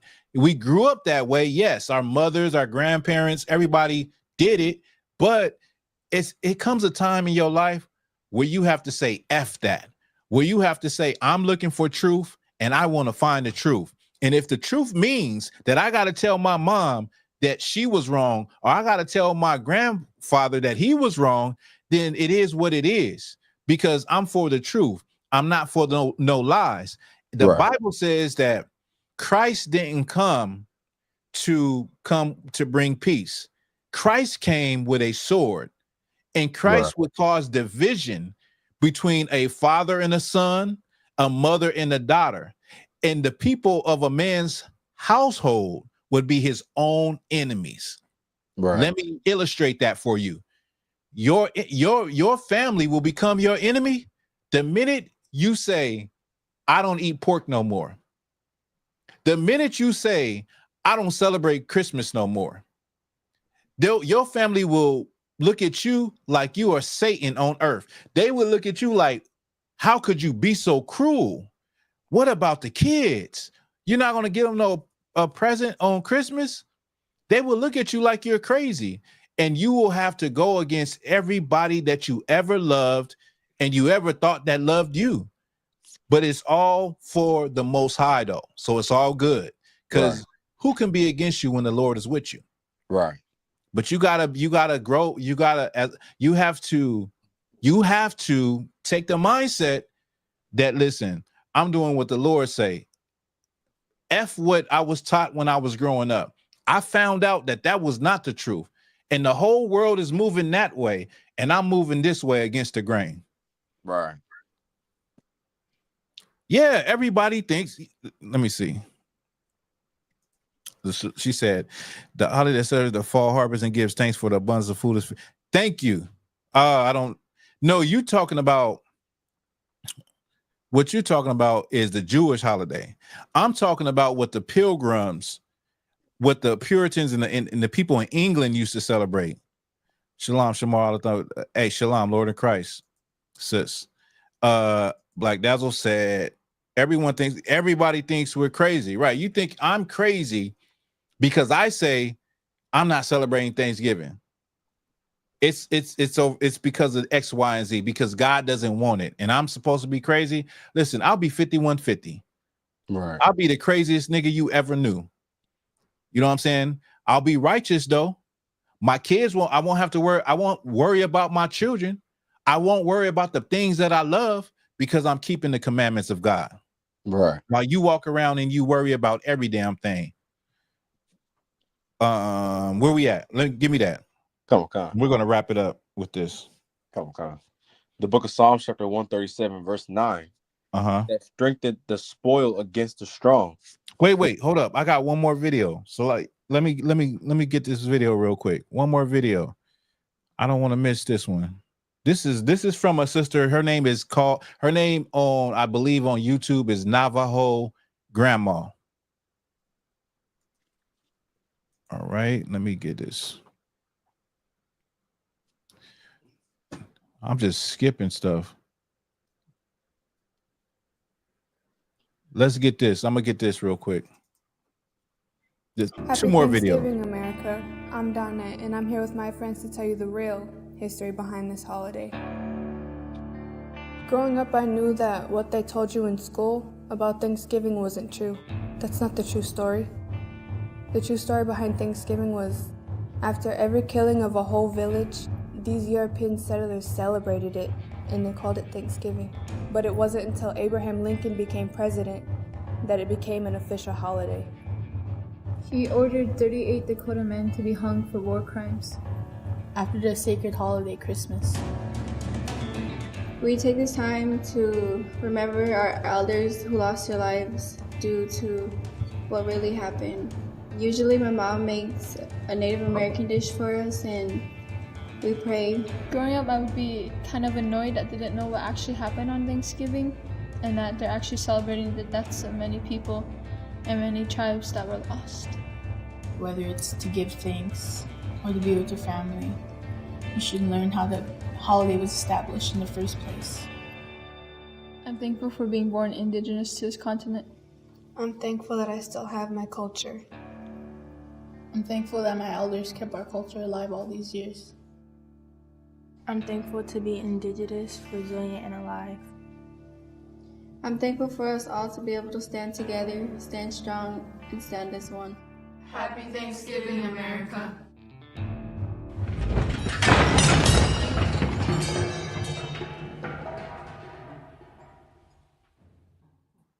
Yeah. That one was crazy, right? The sister said, I'm thankful to still have my culture, which is heavy after everything that has happened to him. Listen, if it wasn't for the Lord, we wouldn't even be here. We would be all but be destroyed if it wasn't for the Lord, the mercy of the Most High. Because the things that they have implemented and done to God's chosen people have been cruel, have been vile, have been covert, and have just been pure evil. Let me get this other video and then we'll wrap it up with the last precept, okay? Let me get Navajo Grandma.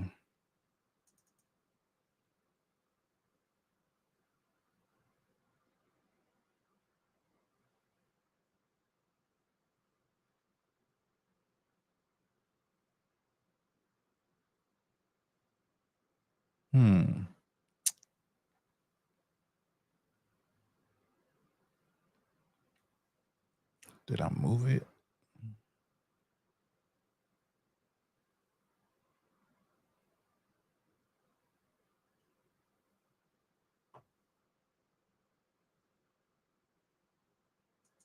Y'all bear with me. I'm just getting this video.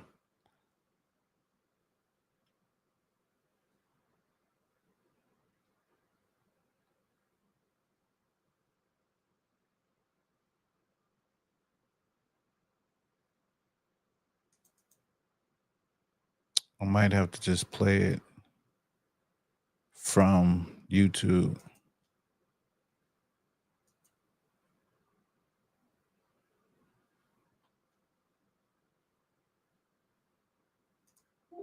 Where is it at?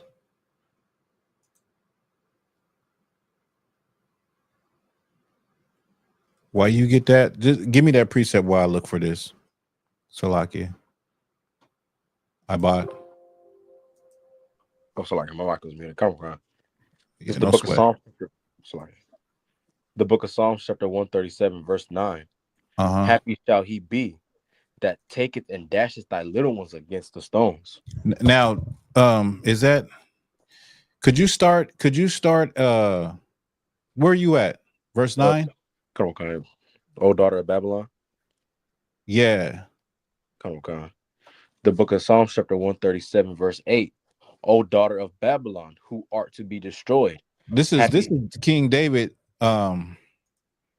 speaking on Babylon. He's saying, "O daughter of Babylon, who art to be destroyed." The daughter of Babylon prophetically is who? America. It's America. Babylon, America is the same as ancient Babylon. America is the daughter of Babylon. That the Roman Empire translated into America. Okay. It's the daughter of Babylon. Why? Because Babylon took all nations under one umbrella, and you could have your own God. You could do whatever you wanted, but you have to worship one God. So like in America, everybody can be whatever they want, but the true religion of America is Christianity, which allows anything and just says that your God is with you, right? Read it from the top. Okay. The book of Psalms, chapter 137, verse 8. O daughter of Babylon, who art to be destroyed, happy shall he be that rewarded thee as thou hast served us. King David says, happy shall he be, or shall the man be who has rewarded Babylon, how they have served us, how they have treated God's chosen people. Go ahead. Okay. Verse 9. Happy shall he be that taketh and dasheth thy little ones against the stone. Now, this may sound evil to you, but this is what people have done to God's chosen people. This is what Andrew Jackson did. The little Indian babies on the trail would cry. He would snatch the Indian baby and bash the Indian baby head against the trees. King David said, what? Okay. Happy shall he be that taketh and dasheth thy little ones against the stones. He said, happy shall he be that taketh their little ones and dash them against the stones. Now that might sound inhumane and evil towards you, but we serve a God that is not just a God of great love and mercy. We serve a God that is a God of justice, of righteousness, and most importantly, he is a God of war. That's Exodus 15:3.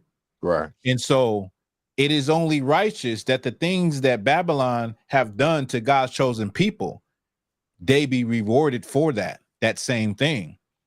And so here's the thing, man, as Blacks, Hispanics, and Native Indians, I'm looking for the video. I'm looking for the video with Navajo grandmother. She's just a Navajo Indian that brings out, y'all probably can look it up. She brings out the fact that when she was growing up, they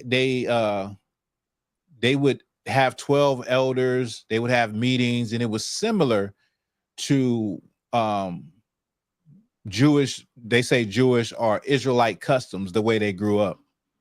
Just bring out some more stuff on Native American Indians being Israelites.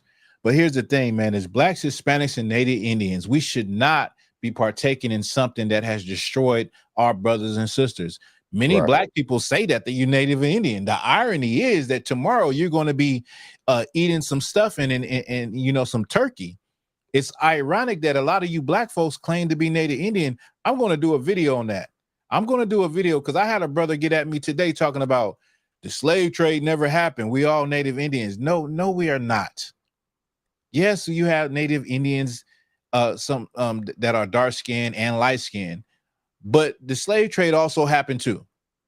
And when you start to get down to their language, their customs, their culture, you start to see that maybe these people are closer to Israelites, or God's chosen people, than anyone else, But as God's chosen people, man, time is ticking, man. Russia, Iran, all of these nations are at war right now. And in the blink of an eye, everything could be over with. And the sky will crack. And Christ will be here. Right. And then the question will be, what did you do when you heard the truth? Did you search? Did you show yourself approved? Did you ask questions? Did you try to find out, or did you just reject the truth and say, nah, that ain't true? Nah, them some crazy dudes over there, crazy niggas over there talking about Jesus Christ is black, that black and brown people are God's chosen people? Or did you say, you know what? I'm going to find out whether I'm wrong or right. I'm going to search out this truth because I don't want to be left behind when the sky cracks and Christ returns. With that, that's the class. All right. That's the class. I'm going to wrap it up. Hey, shout out to everybody that was in the class. we definitely got to get back into it as far as bringing out some more archaeological facts and information. I got to get back on that because those classes, I haven't did none of those classes in a minute, but I definitely want to bring something. Possibly, we can go into the validity of Christ. We can go into, what's the last thing I did that was pretty good? What was the last thing I did that was like archaeological, like a class where I brought out artifacts and stuff like that? Maybe we can just do that. We can go into Mexicans. We can go into, the Mexican tribes. That's what I forgot to bring out too. I spoke briefly last week about the Borican, the Boricua, the Puerto Ricans. Okay, I was in Puerto Rico about 2 weeks ago, right? And I totally left this out, which probably was the most important thing. Well, they found 800 different rocks that were left over. They were hidden. Okay, so the cacique at the time, the top cacique was 5 caciques, meaning these were chiefs. And the island of Puerto Rico was divided in 5 caciques, right? When the Spanish conquistadors came and they were fighting and everything, the main cacique, he hid all of these stones. It was 800 stones with ancient Hebrew writing on them. He hid them. His daughter, on her deathbed, she gave them to, I don't know why, but she gave them to a priest, a Catholic priest. His name was Nazario. Okay. And so they went hidden for a while. And then more recently in 2017, the brother, he's an archaeologist out there at the University of Puerto Rico, Renel Rodriguez. They started studying him again and they couldn't figure it out, right? So if you could give me the definition of a Hanoah, because I'm gonna bring this out right now. Hanoah, Hanoah, Hanoah. So it was inconclusive of what it was on the rocks, right? Some of these rocks ended up in France, like 35 of them. So he's talking to his friend in France, and the friend is saying, "Oh, we discovered that it says Hanoah on the rocks." So he's looking in Puerto Rico for a place called Hanoah, and he can't find a place called Hanoah, like archaeological town or city that once existed that is not there anymore. Can't find it. When you look up the word Hanoah, go ahead. Did you get it? So like it just keeps sending me to Hannah. I got you. Let me send it to you.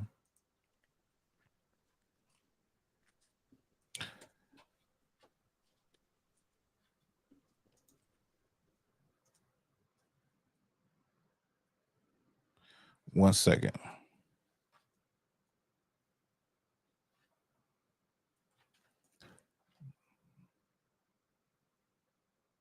Salakia.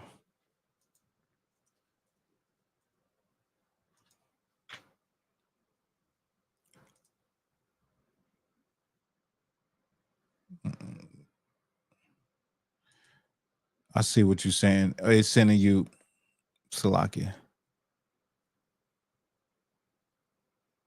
I got you. No sweat. It's sending you to the name Hannah, huh? Come on, yeah, just keep sending me Hannah. No sweat.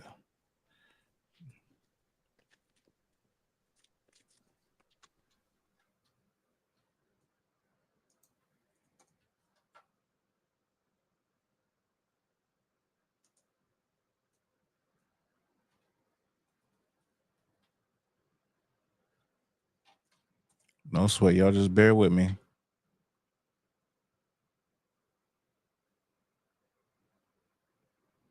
I had the definition. Maybe it's in the biblical, in the Blue Letter Bible. 1 second.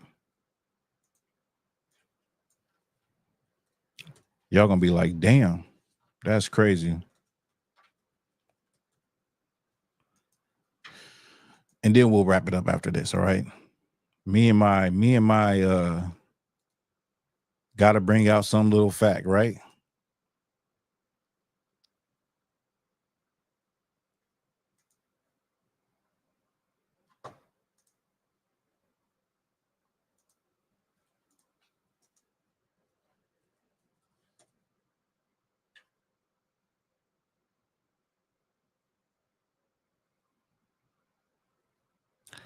So the point is that also when you look it up, I see what it's doing, because I think what we're doing, it is spelled in the Hebrew way, but it's referring to, it'll go back to the English way when you look it up for some reason.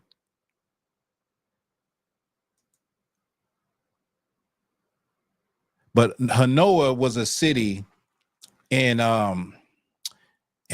Naphtali in Israel. So they found these stones that have Hebrew writing with Hanoah on it. And this is in ancient Israel. So the whole time the archaeologist is looking for the place in Puerto Rico, but it's not there. It's actually in ancient Israel. So that just shows you that the Puerto Ricans are Israelites. We read also last week, we read where the Spanish explorers, when they first ran into some of the tribe of Reuben, right? They spoke Hebrew to them. They said, "Hear, O Israel, the Lord our God is one God." And they said they had their brother Joseph lived on an island nearby. Joseph meaning the two tribes. Remember, Joseph was in Egypt, and Joseph had two sons, Ephraim and Manasseh, which is the Cubans and the Puerto Ricans. But anyway, we'll get back into that. We'll get back into it. I'll bring that out. I'll bring Hanoah out next week if I can remember. Okay, y'all just remind me. I'll bring it out. But anyway, Shalom, Israel. We've been rocking for a very long time. I'm hungry. I'm thirsty. The water for y'all rocking with me. Let me just give y'all some shout outs real quick. Boom, boom, boom, boom, boom, boom. Let me scroll up. Let me see. It was a lot of people, a lot of comments. Shout out to you, Olivia Arnold, Shishi and Kid. Shout out to you, Sister Barata Nawa, Young Man Kev, Black Dazzle, Officer Natabla M, Kawamaz Boff, Young Man Jeremiah, Quadasha Allah, Officer Madabar 5000, my main man. Shout out to you, Princess Talia. Shout out to you. Young Man Davion, shout out to you, brothers. Smoking Effect. You shout out to you. Let me see. I don't want to miss nobody. Annette Manfredo, shout out to you for rocking, being in the class, asking questions. It was somebody else, right? Somebody else. Oh, brother, Priest and Officer Hot War, shout out to you, brother. Shalom. Let's see. Magan Israel, shout out to you for being in the class. Fun Kids Adventure, shout out to you for being in the class, asking questions. And yeah, we'll get back to it. Said D Shiny Small, shout out to you, sis, for being in the class. Yeah, man, and we'll be back. We'll be back next Wednesday, Israel. All right. Shalom, Lord in Christ. We up out of here. Shalom, Lord Christ. Shalom, Lord in Christ.